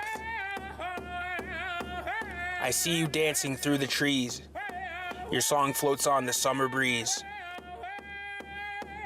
Community, we come together. We are the voice of our ancestors. Thankful for how much you bless us. Feel the thunder in the drum. All our voices sing as one. Feel the power, feel the pride. Feel the drumbeat deep inside. Feel the boom, feel the bass. Let's let go of time and space. It'll make you dance, it'll make you sing. Ode Wegun, Wedok Wishin. The drum will lead you, take you far. Always remember who you are. was our 35th anniversary. To celebrate, we were on our way to Mama Rosie's, where we had our first date. That's when we heard coming from the radio. So we stopped and listened. It helped us get to safety. So when I think of our anniversary, because now we have even more to celebrate.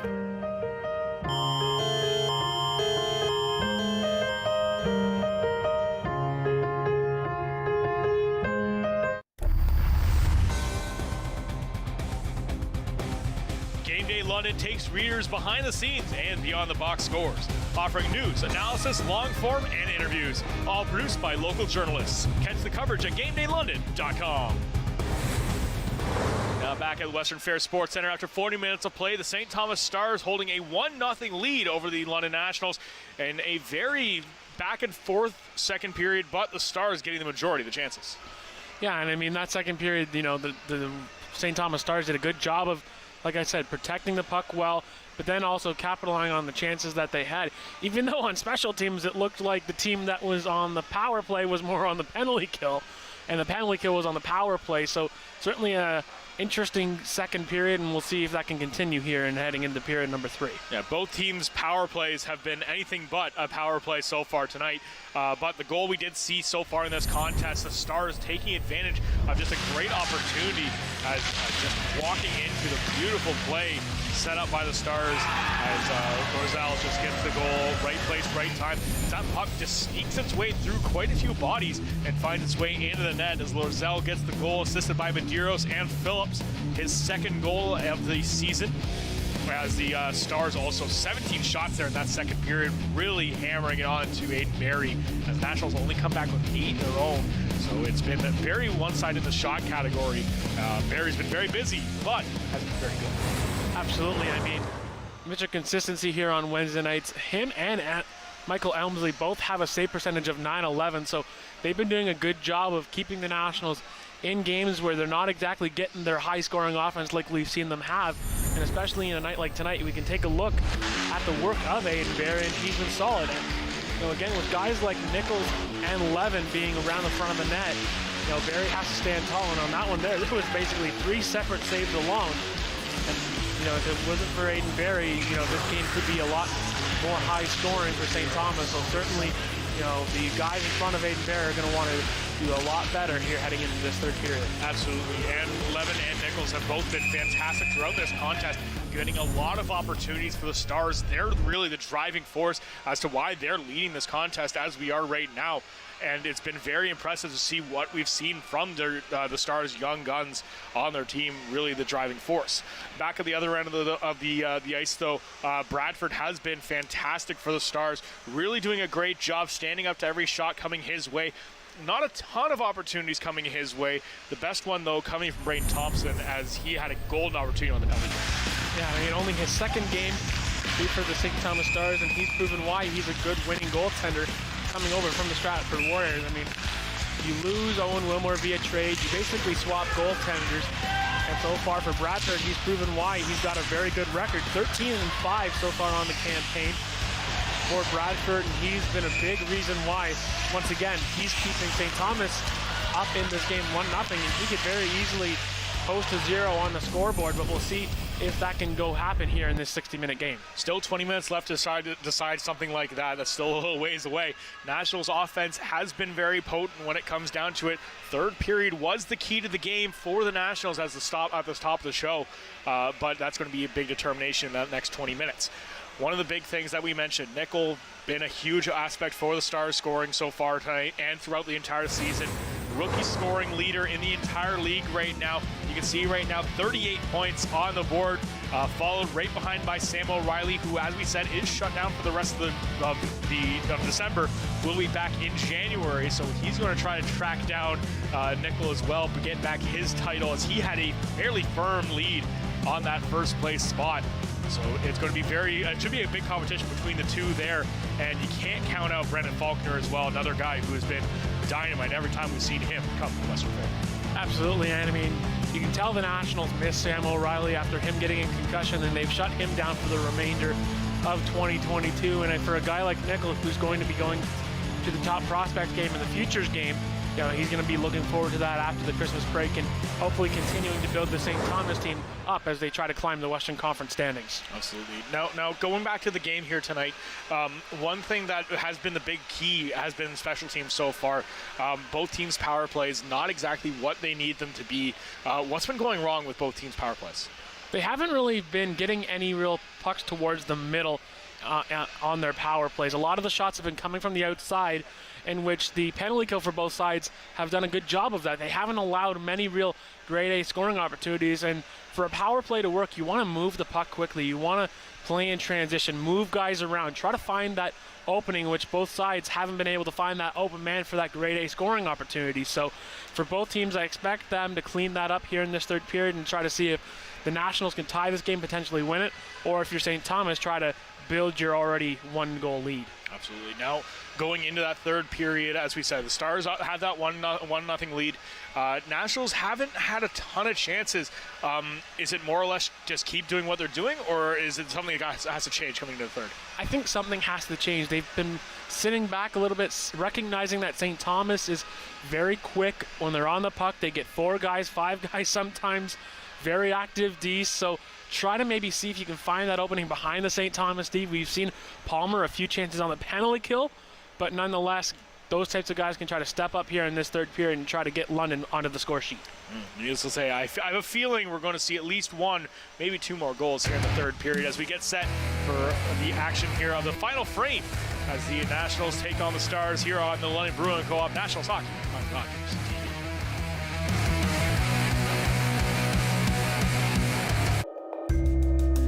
I was born and raised in Musqueam First Nation territory by my mother, who spoke Hunkaminam to me. As a child, I ceased using my mother tongue, as to use any language other than English was considered not being Canadian, so I was told. The old people came to me in a dream and reminded me of who I am and where I come from.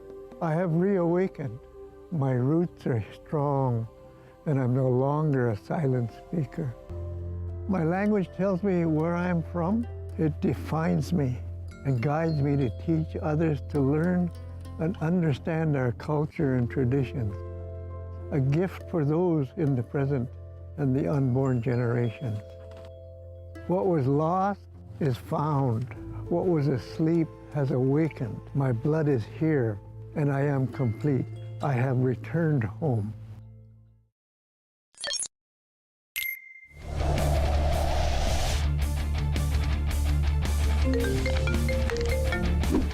Yo. Yep. Okay, I'll be there.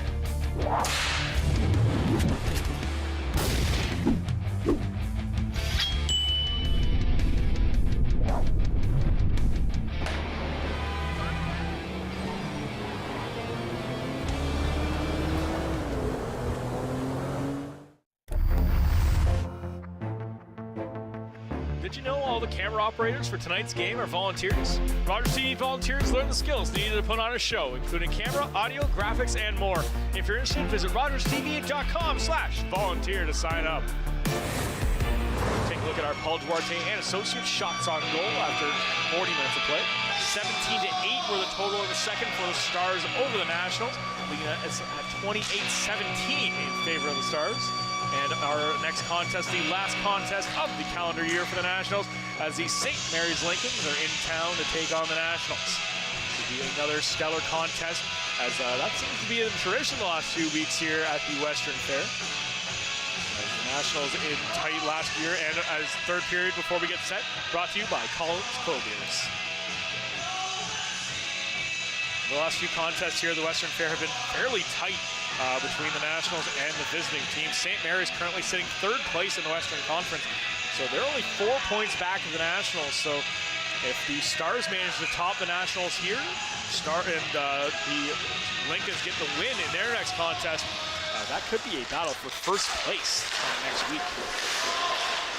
So face off out with the Stars, they clear down the zone. Char tries a little backhand out to Wood. That gets picked off by Jenkins. Puck comes out the boards. Hag can't quite handle it. Played by Bowers, gets it up to the blue line, over. Pass sent out. That gets out of its reach. McGowan tries to throw a huge hit, but just misses his target. Puck played by Nickel. Does some nice skating as he avoids a few hits. Keeps it at the blue line. He dumps it down 11. Back over to Nickel. Nickel can't handle the pass. And the puck floats into the corner. Vandenberg, he gets it up to Nickel again.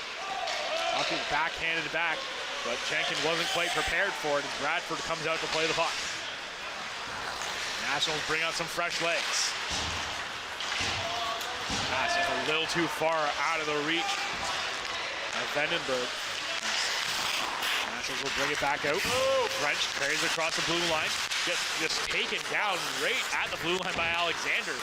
Puck comes out, picked up by Lloyd. Lloyd does a nice move to avoid his man. Franson puts him hard into the boards, but gets the puck deep in the offensive zone. French along the board, gets the help from Duarte.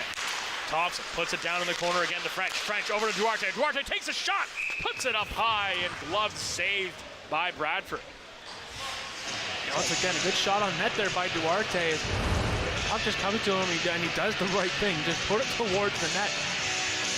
And a good glove save there by Bradford as Duarte just maybe put that one a little too high. But nonetheless, it's a shot on goal and a save made by Bradford. Puck played down low. Face-off won by the Stars. Dundas just picks it off out of mid-air. Going to get called for a high stick on the play.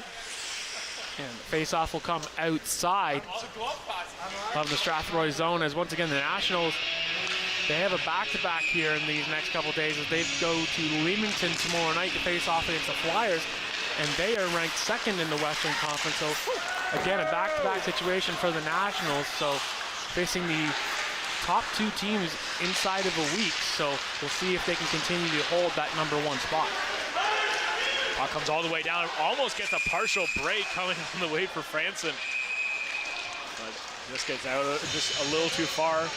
And a few more words being exchanged as they come out of the corner.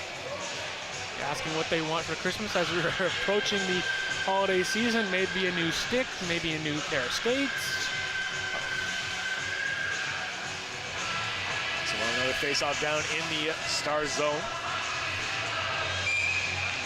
Nationals still trying to figure out a way to get anything past Bradford as they haven't really made him move too much. He's had a pretty good look at most shots coming his way. And that's traditionally how the Nationals do a lot of their offense, is getting their goaltender to move and get those nice crisp passing plays going. But it looks like it is a bit of a different roster without Jacob Julian in the lineup. And it's still in that adjusting period, especially without Sam O'Reilly as well. Puck comes out, great play by Hubin. He drives the puck down low. Ugin throws the body down low, keeps the puck in for the Stars. Sturgeon throws it behind the net. Hubin fights off Palmer, gets it up to the blue line. Kept in again, another shot from distance, that hits the body out front. Hubin picks it up in the corner, down to Hugin. Back out front, that one just missed the intended target. Huge hit thrown, but the Nationals going to be coming out the other way. Palmer over to Dundas. Dundas backhand scores! Dylan Dundas puts the Nationals on the board.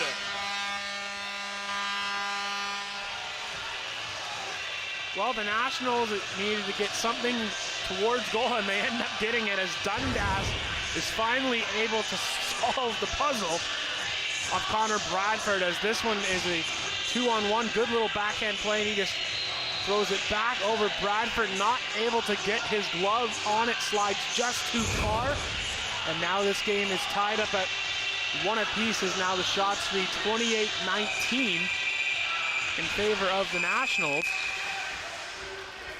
And they're going to redo that center ice face-off as Paceroff still wasn't off the ice yet. As Logan Paceroff with the huge sacrifice play right at the Nationals blue line takes a huge hit. As we can watch it again as he just gets pasted right at the blue line, but that caused the 2-on-1 the other way. And Dundas and Palmer go back to back and manage to capitalize. So we'll reset here and get our face-off after the Nationals goal. We're back to even footing here with 17:20 remaining in the third period. Lots of hockey to play, still anybody's game. Powell along the boards. He tries to get it out. Gets turned back around. Played down low. Nice move out front. Get loose. Puck tries to get a shot on net, but can't quite get it. There is Callum Snedden. Jackson Bunker down in the corner. Gets it up to Kopchuk. Bunker again tries to get a hold of it. He gets pushed off the puck. Stars will collect it, but lose it once again. Zurich can't keep it on his stick. Now Zurich has a chance. Jenkin loses control. Zurich, drop pass, Power, he walks in, takes a shot, puts it right on net. And good read by Bradford as he just hangs on.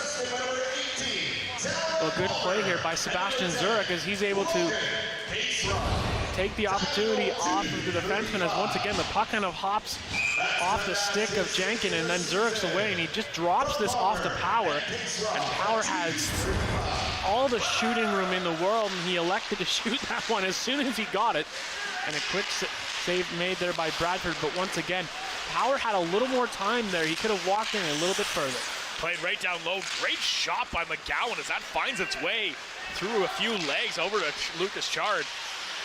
Puck kept in at the blue line, now clears the zone. Huge hit thrown right along the blue line, but Hagee's going to get a penalty for it as the star player is still down. Alexander finally gets his way back to his feet as he was thrown down hard. Going to get called for boarding on the play. Yeah, Hagee on that play just absolutely throws his man in, and that's just a hard hit into the boards. You can feel that one as he lands his back right against the boards, takes the wind out of him in that scenario, and Hagee will go sit for 2 minutes or less, and once again, St. Thomas will go to the power play. But again, we've seen these two teams on their special teams. Their penalty kill has been better than their power play. We'll see if London can try to get a penalty kill opportunity. Or will the Stars power play finally connect? As Jenkin at the blue line, he puts it on net. Goes right into Barry as Kopchuk takes a tumble right out front. Yeah, these two teams being quite physical here as once again, this is the third and final meeting here at the Western Fair between these two Highbury Avenue rivals as they will face off again, but down in St. Thomas. Jenkin again, holds on to the puck. Waits past the puck, that goes off a leg. Back to the blue line again. Jenkin gives it up. Cross over Levin. He throws it down low, back up to Levin along the half wall. He skates in. Nice cross-ice pass. That one just bounces off the stick of Jenkins. Nice pressure coming by Chard. Wood overskates it, gets some help as McGowan across the blue. Or as McGowan across the blue line, shoots and scores! Owen McGowan. Huge solo effort and puts the Nationals in the lead. Well, I talked about how these special teams, their penalty kill has been better than their power play. And on this one, Wood ties up his man. McGowan steps up and then just walks right in, goes wide, throws this shot. It fools Bradford, and you can just see the frustration of Bradford on that play as it beats him 5-hole. And now the Nationals short-handed have now got their first lead of this contest as again the special teams here tonight have proven that the penalty kill has been better than the power play. Goal number 8 on the season for Owen McGowan, and that's twice in the last few weeks where McGowan has been the difference maker on the score sheet as the captain comes up big when his team needs him. As the Nationals take a huge lead here with 15 minutes remaining in the game. Shots are now 30-22 in favor of the Stars still. There's still 30 seconds left on the penalty to Curtis Hagee. Great play by Thompson down in the corner to kill off a lot more time with the penalty. Lead pass. Here come the Stars across the blue line. Walking in, Franzen. He takes a hit from Chard. Foul for the puck. Palmer takes a huge hit. Chard taking exception to that play as the penalty's coming. Lucas Chard not too happy about that as he sees one of his teammates take a huge hit as Hubin takes a run.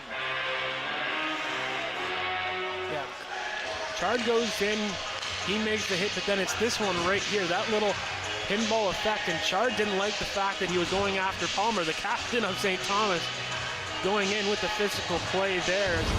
Now Hubin's going to go and sit for 2 minutes, as now we're going to see 4-on-4 for roughly 11 seconds here, and then London will go on the power play, and I'm assuming that Heggy's going to go right to the Nationals bench and get another forward out there as well to try to capitalize on a power play. Saw right before the whistle dropped, Heggy having a little communication with the Nationals bench to figure out exactly what's going on. Heggy out of the box.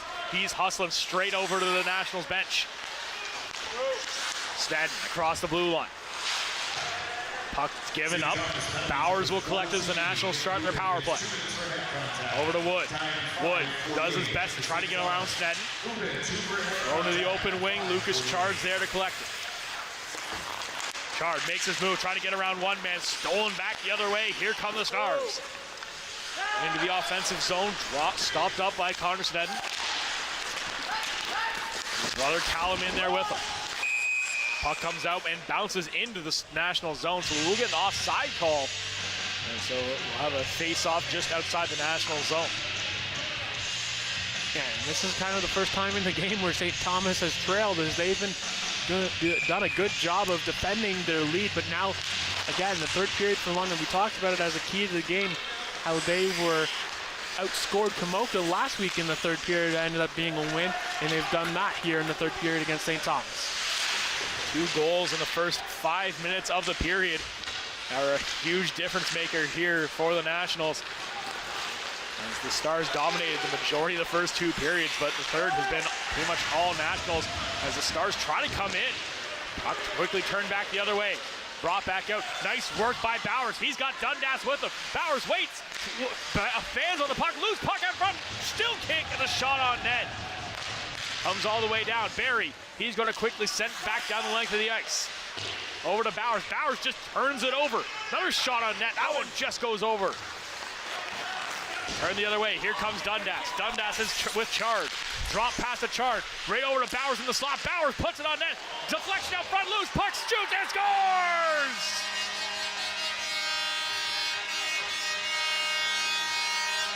Jaden French puts the Nationals up by 2. It's the first time we've seen a power play goal here tonight. We've seen short-handed, 5-on-5, and now we've finally seen a power play goal as French just crashes the net. As again, good network presence there by Dundas, and then French able to bury the loose change. And again, 3 goals in a matter of 7 minutes here for the Nationals, and they now have a 2-goal lead. The Nationals finally find a way to get something past Bradford, and they come in bunches. Lloyd banks it off the wall, up to Duarte. Duarte, he's got room to move. He's going to carry it across the blue line. Connor Duarte down the corner. He takes a hit, gets the puck up. Duarte's down, and he looks like he's hurt. Puck comes back around behind the net. Thompson throws a hit. Duarte back to his feet as he's trying to get off the ice. Puck's thrown right into the middle of the ice. Brought across the blue line by Franson. Aimed against the boards. Lloyd trying to get a hold of it. Gets a bit of help from French, who takes a tumble. Walked out. Big slap shot coming from the blue line from Catrice. But that one just goes wide. Medeiros, he tries to turn the puck back in the offensive zone. He gets tripped up on the play. Ends up sending it back to Catrice to the blue line, their own blue line. Into the National zone. Connolly picks it up. Over to Lloyd. Lloyd, smooth skating. Gets the puck out. Lead pass for Thompson. That gets picked off. Deflected into the offensive zone as the Stars are just going to turn it back. Brought back out, just gets to the blue line. And Phillips just a stride offside. And will reset just outside the National zone. Yeah, we talked about the physicality in this contest, and a big bone-crunching hit right up along the sidewall as Duarte felt that, as he got that right in the midsection area, right in the rib cage, as I'm sure he needs to take a breather and get himself back, as I'm sure he got the wind taken out of him on that play. Duarte is still on the bench, just being assessed by one of the trainers. To keep an eye on him. It looks like he might be going down the tunnel now. Bunker picks up the puck. Tries to get it up to Power on the wall. Gets stopped up. Stars are going to turn it back. Bounce pass off the wall. McKinnon forces the puck down into the national zone. Kopchuk overskates it. Gets a backhand pass onto the stick of Bunker. Bunker's got room to move. Tears it up, dumps it in the offensive zone. Stars will try to turn it back into the neutral ice. Kopchuk now with the puck. Also a lob pass over to Power, who deflected into the offensive zone, so no icing, and the Nationals can go off for a change. 10 minutes left in the third. 3-1 is your score here as the Nationals offense comes alive in the third. Big hit thrown by by Palmer. Pace Roth, he'll pick up the puck. Has lead pass, tries to get it up to Dundas. Dundas gets it across the blue line, stopped up, circles, tries to get into the slot. Palmer's coming down the middle. Turn back on the stick 11. Had Vandenberg going right down the middle, but just out of his reach. He'll go for an icing and come back down into the Stars zone. Nationals closing the gap in the shot category, now 30-26 in favor of the Stars. And you see that the confidence has picked up in this Nationals offense, scoring 3 straight goals unanswered here in this third period. And now St. Thomas has to start playing some desperate hockey as their 3-game win streak is now on the line. Back over 11, wide open chance, takes a shot, huge glove save by Barry. I mean, it is Windmill Wednesday, but not a windmill, but a big save nonetheless from Aiden Barry. You know, 11, he's a dangerous scorer, as we certainly know, and Barry's just able to stretch. Small little windmill, not big, as we've seen from previous Nationals goaltenders, as I think Aiden Barry does not like the Windmill Wednesdays, but nonetheless, big glove save. We'll take anything we can get here. As the puck comes all the way down, so we'll have another face-off just to the left of Aiden Barry. We've seen previous goaltenders here for the Nationals, like David Ovjanikov do the Windmill Wednesday. We saw Zach Springer do the Windmill Wednesday. We've seen lots of guys do it down here. Owen Flores did Windmill Wednesday, but Aiden Barry refused to do Windmill Wednesday. So Zach Springer was the king. Springer loved it. Absolutely. He also why, as soon as he came out to the broadcast booth, he brought it up every time. Sent back down into the Star zone. Puck will be picked up by Sturgeon. Sturgeon puts it up into the neutral ice. Nationals recover it. Stolen by 11. As he cycles back, tries to find an open pass. Raw pass for Sturgeon. Laid up the wall, brought in the offensive zone. Nickel, he loses control of the puck, picks it up again. Nickel behind the net, puts it out front, tries to get it on the neck of Vandenberg, but he can't get a stick on it. Lorzell, nice move, gets around his man, brings in the offensive zone, passes off to Levin. Levin can't get a shot off. Hard work by Bowers pays off. Up to the blue line, kept in again by the Stars. Nice play by Alexander as he tries to keep the puck in, but his entire line goes off for a change. So the Nationals are just going to recover and get a chance to break out of their zone. Lloyd pass to Wood. Wood deflects it and gets an opportunity to go off for a change as Lucas Chard will drive the puck. Play down low, Callum Sneddon, he'll move it up the wall. Gets it to the blue line, can't clear the zone. Good work by Power to keep it in. Now to Catrice. Sends it around. Alexander can't get to it in time. Puck's going to be played along the wall. 3 Nationals charge it, and they're going to just have it bounce into the neutral ice. Lloyd will pick it up. Cycles back, overskates it. Has to quickly make a play to get it up the wall. Then he puts it on net. Right out front, blocked out front. Barry has to kick it into the far side. Catrice walks in. He picks it up. Kopchuk pushes him into the boards. Here comes French. He's got 1 goal tonight. French puts it into the middle. Thompson, he takes a tumble on the play as he had a chance to get a shot right in the slot. Back the other way, 4-on-2 developing for the Stars. Backhand pass, that gets picked off. Here come the Nationals the other way. Thompson all alone, he walks in. Thompson again, shoots and scores! Braden Thompson makes it a 4-1 game.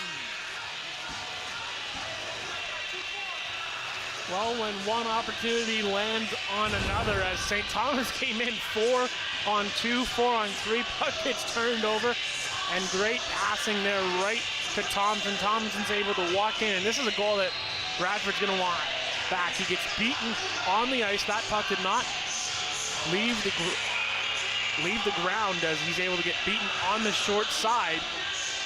As again, 4 unanswered goals here by the Nationals. And they're going to, it appears, cruise to victory here as we're approaching the 5 minutes to go mark here in this third period. And again, you talked about the shots. It's now 32-27 as they have now closed that gap. Braden Thompson had a beautiful opportunity in the second period to get the Nationals on the board and just denied by a fantastic save. And then comes back with this shot, and as you said, that is probably one Bradford wants back. But nevertheless, it goes in, and the Nationals have a commanding 4-1 lead here with 6:20 remaining in the third period. Hagee throwing the body. Hagee's going to take another penalty down in the National zone, as Dundas could have had another breakaway. And once again, it's going to be head contact, as Hagee will go off and serve his second penalty here in this period, as he had the boarding call earlier. And on that play there, he once again takes his man down for head contact. So he will go sit in the box for 2 minutes or less. And now this is a big power play here for St. Thomas. You're down 3. You can try to get yourself back in the fight and maybe only be down 2. Low again, Stars get control of the puck off the faceoff. Need to find something in their bag of tricks to get back in this contest. Play down low, Hubin. Up to Jenkins. Down low again, back in the slot. Walks in, takes the shot as a nickel, but nice save by Barry. Good job there by Barry, recognizing the open man, aggressive in his net, and able to make the glove save again. As, in my mind, he's easily going to be one of the 3 stars in this game here tonight. He's been the reason why London was down early after 40 minutes, down, and then finally they were able to get in onto the score sheet. So some goaltending being a key for London here in this third period. Levin over to Jenkins. Jenkins takes a shot, hoping for a tip out front by Vandenberg, but that gets just misses its intended target. Nickel, he circles back in. Down low, Stars still controlling the puck.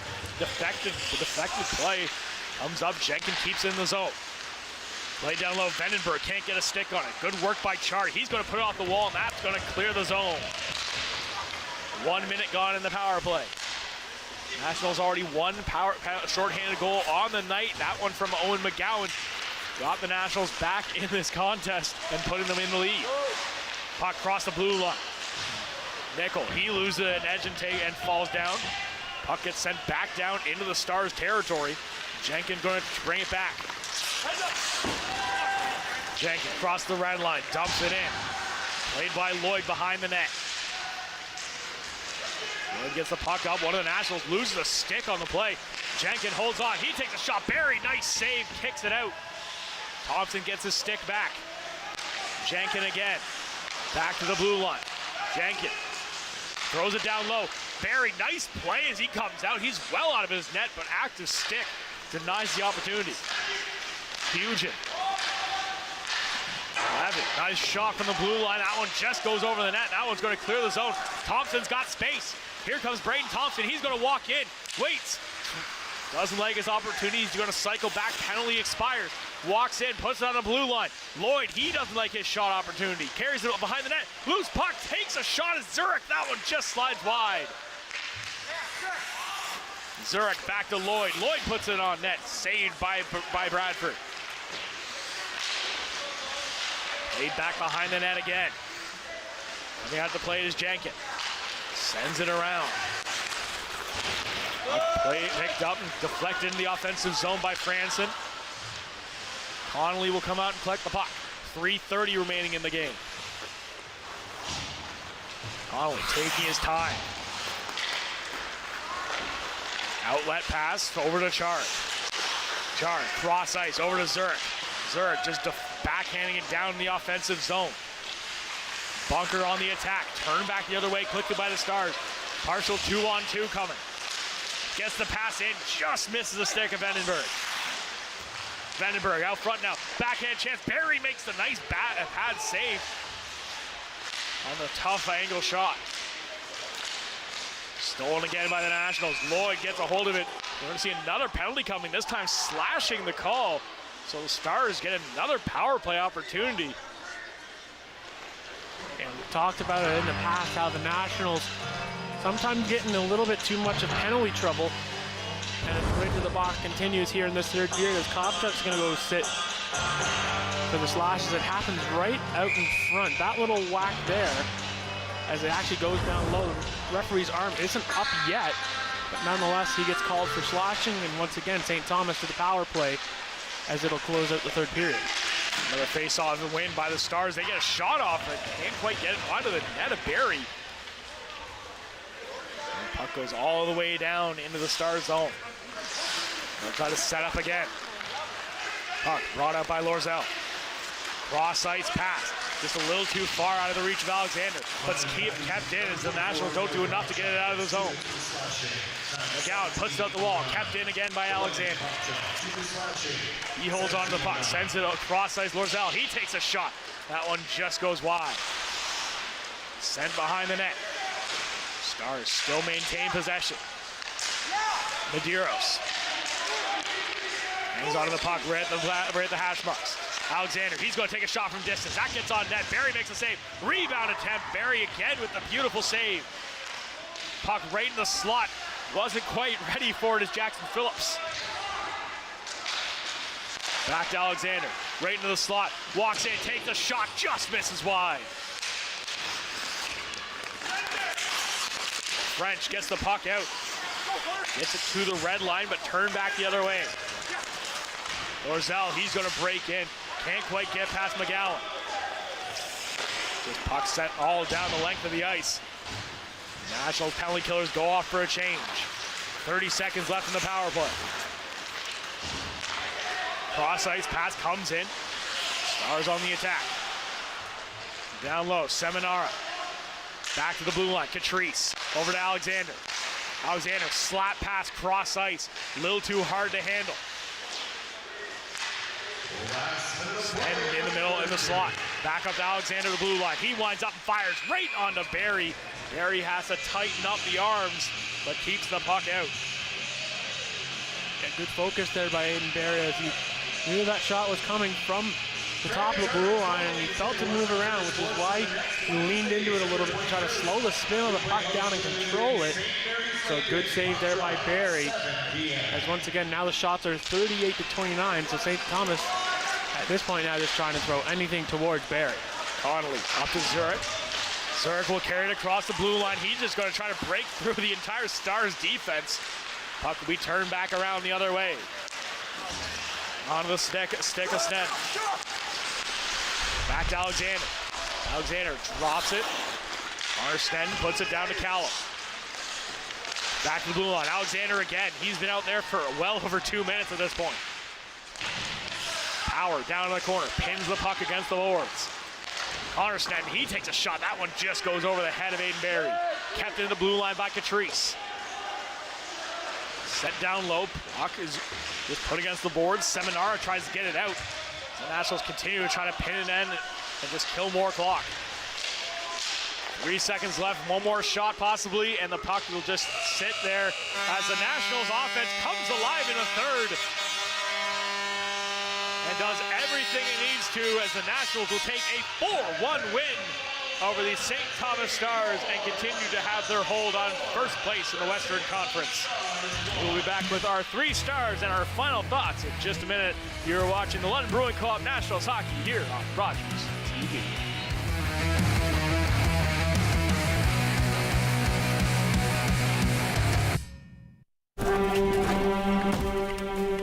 care what the law is.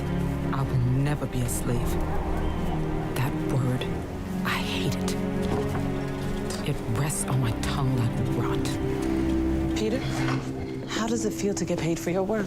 There are rumors freedom's coming for us all. Freedom, you know that's all I want. Chloe, careful. Real men would rather sell you across the river to America than let you go free. Then I'll run. I've run before. Maybe this time for good. Just get her into the boat. No! Chloe! Chloe, no!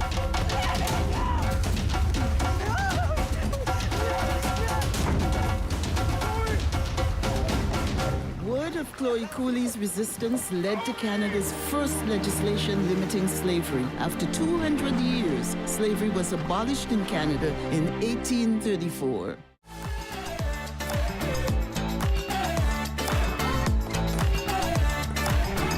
With clubs, leagues, and courts in every province and territory across Canada, squash is the sport for wall-to-wall fun, fitness, and friendship.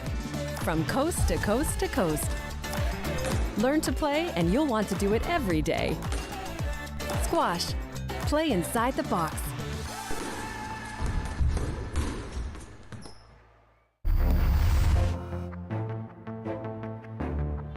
Did you know all the camera operators for tonight's game are volunteers? Rogers TV volunteers learn the skills needed to put on a show, including camera, audio, graphics, and more. If you're interested, visit rogerstv.com/volunteer to sign up. Back here at the Western Fair Sports Center, 4-1 is your final in favor of the London Nationals after it was 1-0 St. Thomas coming into that third period. The Nationals struck once and just started striking constantly after that.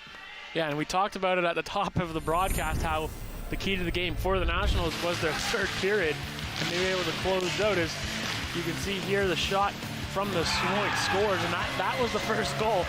And it looked like it might have been the only goal in the game, but again, third period comes in and London's able to wake themselves up. A backhand feed there as Dundas is able to capitalize, and then Owen McGowan with the game-winning goal as he just basically walks right in and then goes 5-hole on Bradford. You can see the reaction of Bradford on that one as he didn't like that got through the wickets, and then the Nationals just kept on coming on with the pressure as French gets it in on the second opportunity on the power play, their only power play goal of the night. And then again, a breakaway feed to Thompson, and he beats Bradford on the left-hand side, one that he would like back. And the Nationals get 2 key points as they continue to push to continue to be at top first place in the Western Conference. Absolutely. Just some hard work by a lot of the key guys on the Nationals pays off in full as they come out with a 4-1 win. Thompson, I think, is one guy who I wanted to highlight here as he has a great opportunity in the second period, just gets denied by Bradford, and just hard work here in the third period pays off.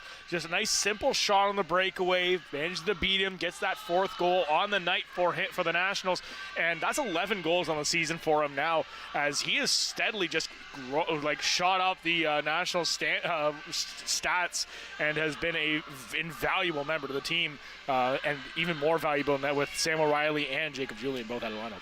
Absolutely, and I mean a guy like Thompson, we saw it early on in the season, the high offensive ability from him, so him being able to step up, a guy that, maybe come playoff time, a guy that the Nationals are going to want to rely on. Absolutely. Still a lot of game left here as we get set, and we'll send it down to Jaci for our 3 stars. Thanks so much, Kyle and Jeremy. And with that, the London Nationals wrap up tonight's game with a 4-1 victory over the St. Thomas Stars, continuing their season series sweep into next year as we head into our 3 stars of the game tonight. Our third star, Owen McGowan with a game winner. Our second star of the game, Jaden French with a goal and an assist.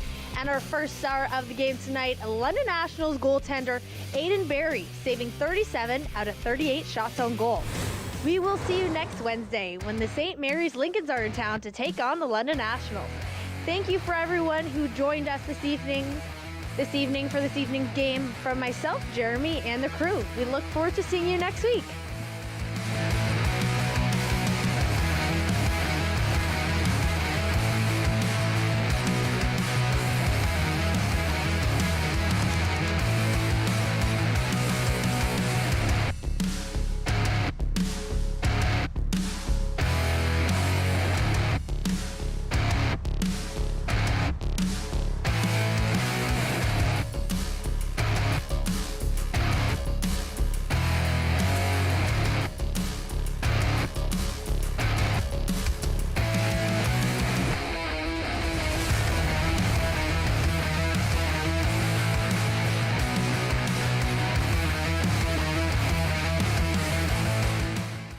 alters the natural state of a beach dune ecosystem and can render them useless against extreme weather and climate change.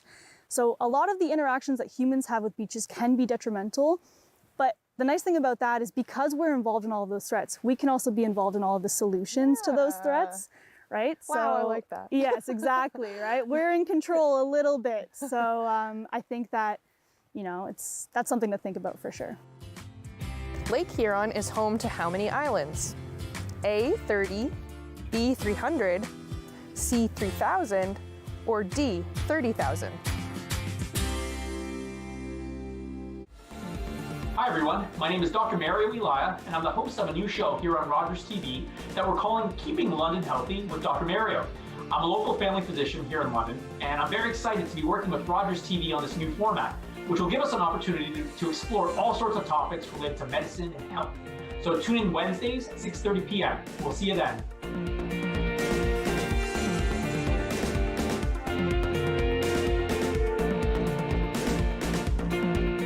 Wednesday, January 4th. Do you think this is the right thing to do? I think it's better than the alternative. What are you standing around here for? Just do it. This is a dangerous job, not some extreme sport for you to get your kicks. Douse that fire! We got a serial killer. Here we go. Drop your weapon! We find the why, it'll get us to the who. Chicago Med, Fire, and PD. New episodes return Wednesday, January 4th on City TV. What a night. Or stream on City TV Plus, the app, or citytv.com.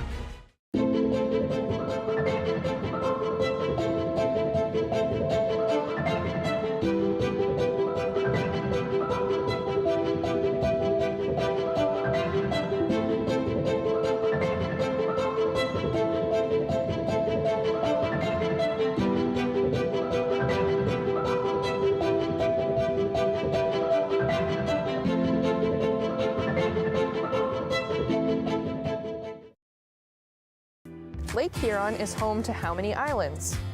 A, 30, B, 300, C, 3,000, or D, 30,000? Lake Huron is home to over 30,000 individual islands, more than any other Great Lake. Among the largest is Manitoulin Island on Georgian Bay. We hear a lot about litter and plastic pollution in our oceans, but I don't think a lot of people realize that we have those issues in our Great Lakes too, and Lake Huron is one of them as well. I hosted a pickup here at Ipperwash, and one of the most common things we found was, next to cigarette butts, was plastic, whether it was plastic containers, little tiny plastic pieces, or even just plastic sand toys. Yes. And I even found a balloon, and I was like, oh, balloons, don't get me started. Yeah, there is a lot of plastic pollution in the Great Lakes. The thing about Great Lakes pollution that differs from ocean plastic pollution is a lot of the plastic in the Great Lakes is microplastic, which is plastic that's less than 5 millimeters large. And so that ends up, entering our drinking water. So studies have shown that there is microplastics in our drinking water. A lot more research needs to be done, but that's a big thing. And when you think about, the Great Lakes and how they're connected to the oceans, all the pollution here does impact the global ocean plastic pollution issue as well. But like I said, in the Great Lakes, it's microplastics. So it's the plastic fragments you mentioned, which are the parts of the larger plastic that just make their way, they break down and then they disperse. There's also fibers from our clothing that we wash and then that kind of enters the lake. There's also foam particles from like styrofoam cups and containers, as well as nurdles, which are those plastic used for packing. And the other microplastic would be microbeads, which was commonly used in cosmetic products and would be listed as polyethylene on the ingredients list. It's definitely an issue globally, but also locally, and we have to stop thinking not in our backyard, because our Great Lakes, feed our drinking water, as you said. It also, we eat fish out of our Great Lakes all the time, and our fish will eat kind of anything that goes near them, and that could be plastic. Looks like food. Exactly. Yeah. So it's a hazard that we have to make sure that we're also looking out for. For sure. I also wanted to ask you about Phragmites. So Phragmites is getting a lot of popularity recently, in the sense of it is becoming a much bigger issue. And I was wondering if you could tell us a bit about the impacts Phragmites has on our dunes here. That's something I didn't mention when I was talking about the threats and stressors, but invasive species are probably one of the leading concerns in the Great Lakes. And again, humans have a hand in that. Phragmites, I believe, was named Ontario's greatest threat as an invasive species. There are plenty, but Phragmites poses a unique threat because it is one of the most highly competitive grasses, and it has no natural predators, so it requires human interference to manage it. It can be, you know, like I said, extremely competitive and dense. It can outcompete all of our native species for sunlight, for nutrients, and for space. I think they can grow, you know, 200 stems in a meter squared plot and up to 5 meters tall. And I'm sure you've seen wetlands that have been completely overtaken by Phragmites. And that's a huge problem because Phragmites, with that dense of a stand, can actually alter hydrology in those areas. Wow. Right, so that impacts all of the species relying on those areas. Or even if it's near a cropland, it could affect our crops as well. 100%, yeah. So like, its reach is never ending. Exactly. Another thing I heard while talking to landowners and community members is like how to get rid of it. It's very hard and a very particular timing, I believe, when it comes to kind of like spraying or picking it and stuff like that. I think the biggest thing for landowners, if you find it on your property, because I mean, large-scale projects can be done by municipalities and other environmental organizations, but if you find Phragmites on your property, that's a big deal for you to tackle that as an individual. I think the main thing to become a good steward and tackle issues like this, grand issues like this, is to learn how to identify Phragmites. There's plenty of resources online for that, so do your research, learn how to identify it. And I think the next thing would be to let people know about it, kind of spread the word that it's there and there needs to be something done about it. But in terms of kind of dealing with it yourself, a lot of times you'll have a small population or a satellite population start, and it's kind of encroaching on native plants. And for that reason, it's best to kind of dig out every single individual plant on its own. If it's a small patch, that's easy to do. So all you would do is cut it at the roots. This can be done, you know, on land or in water. It will drown it, or it will just exhaust its energy to keep resprouting on land. So that needs to be done multiple times though. Phragmites, like I said, it's a very aggressive plant, so it has the tendency to resprout. So once you cut a patch and you've cleared it, you do have to go back and double check that the next year and repeat that cutting. Eventually you will exhaust its energy to resprout. It just requires a little bit of consistency and persistence, but don't get exhausted yourself. Keep going. Yeah. It can be done. It just, you need to, it's a long-term project to tackle this sort of thing. Phragmites is also allelopathic. So that means that it releases chemicals into its environment that hinder the growth of other plants, which is why it can be so competitive. Not only does it grow in dense stands and quite tall and block out sunlight and outcompete our native species, it literally releases a chemical to hinder their growth. Never-ending impacts. Exactly. A lot of invasive species have that characteristic, but Phragmites is one of them for sure.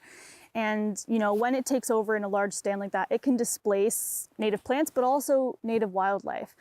I think that around 25% of our species at risk in the province are impacted directly by the Phragmites invasion. So it's very important to tackle those satellite populations at the start to be kind of proactive about controlling this invasive plant. I like to reiterate because some people think that they only impact other plants, but they actually can impact turtles, right? And other species that like crawl along our sands and stuff like that, or around wetlands, because they get so densely packed in, like you said, 200 stems per meter squared. And like turtles can't even get through that, or other species. I don't know if you've ever walked through a dense stand of Phragmites, but it's impossible for a human. Right. Imagine a small turtle or a bird or a snake trying to, you know, slither its way through that Phragmites. They're thick stalks. Yes, so it's, it's difficult for us, but it's even more difficult for them. Now, Holly, I was just wondering if you could share with us how community members could maybe volunteer or get more involved with the Coastal Center. So I mentioned our restoration program, and shoreline residents can become a part of that program, but we have a few other programs as well. We have our Coast Watchers program, which is a volunteer data collection program all along the coast, including Georgian Bay, because Lake Huron and Georgian Bay are the same thing. So we have volunteers in our Coast Watchers program literally stepping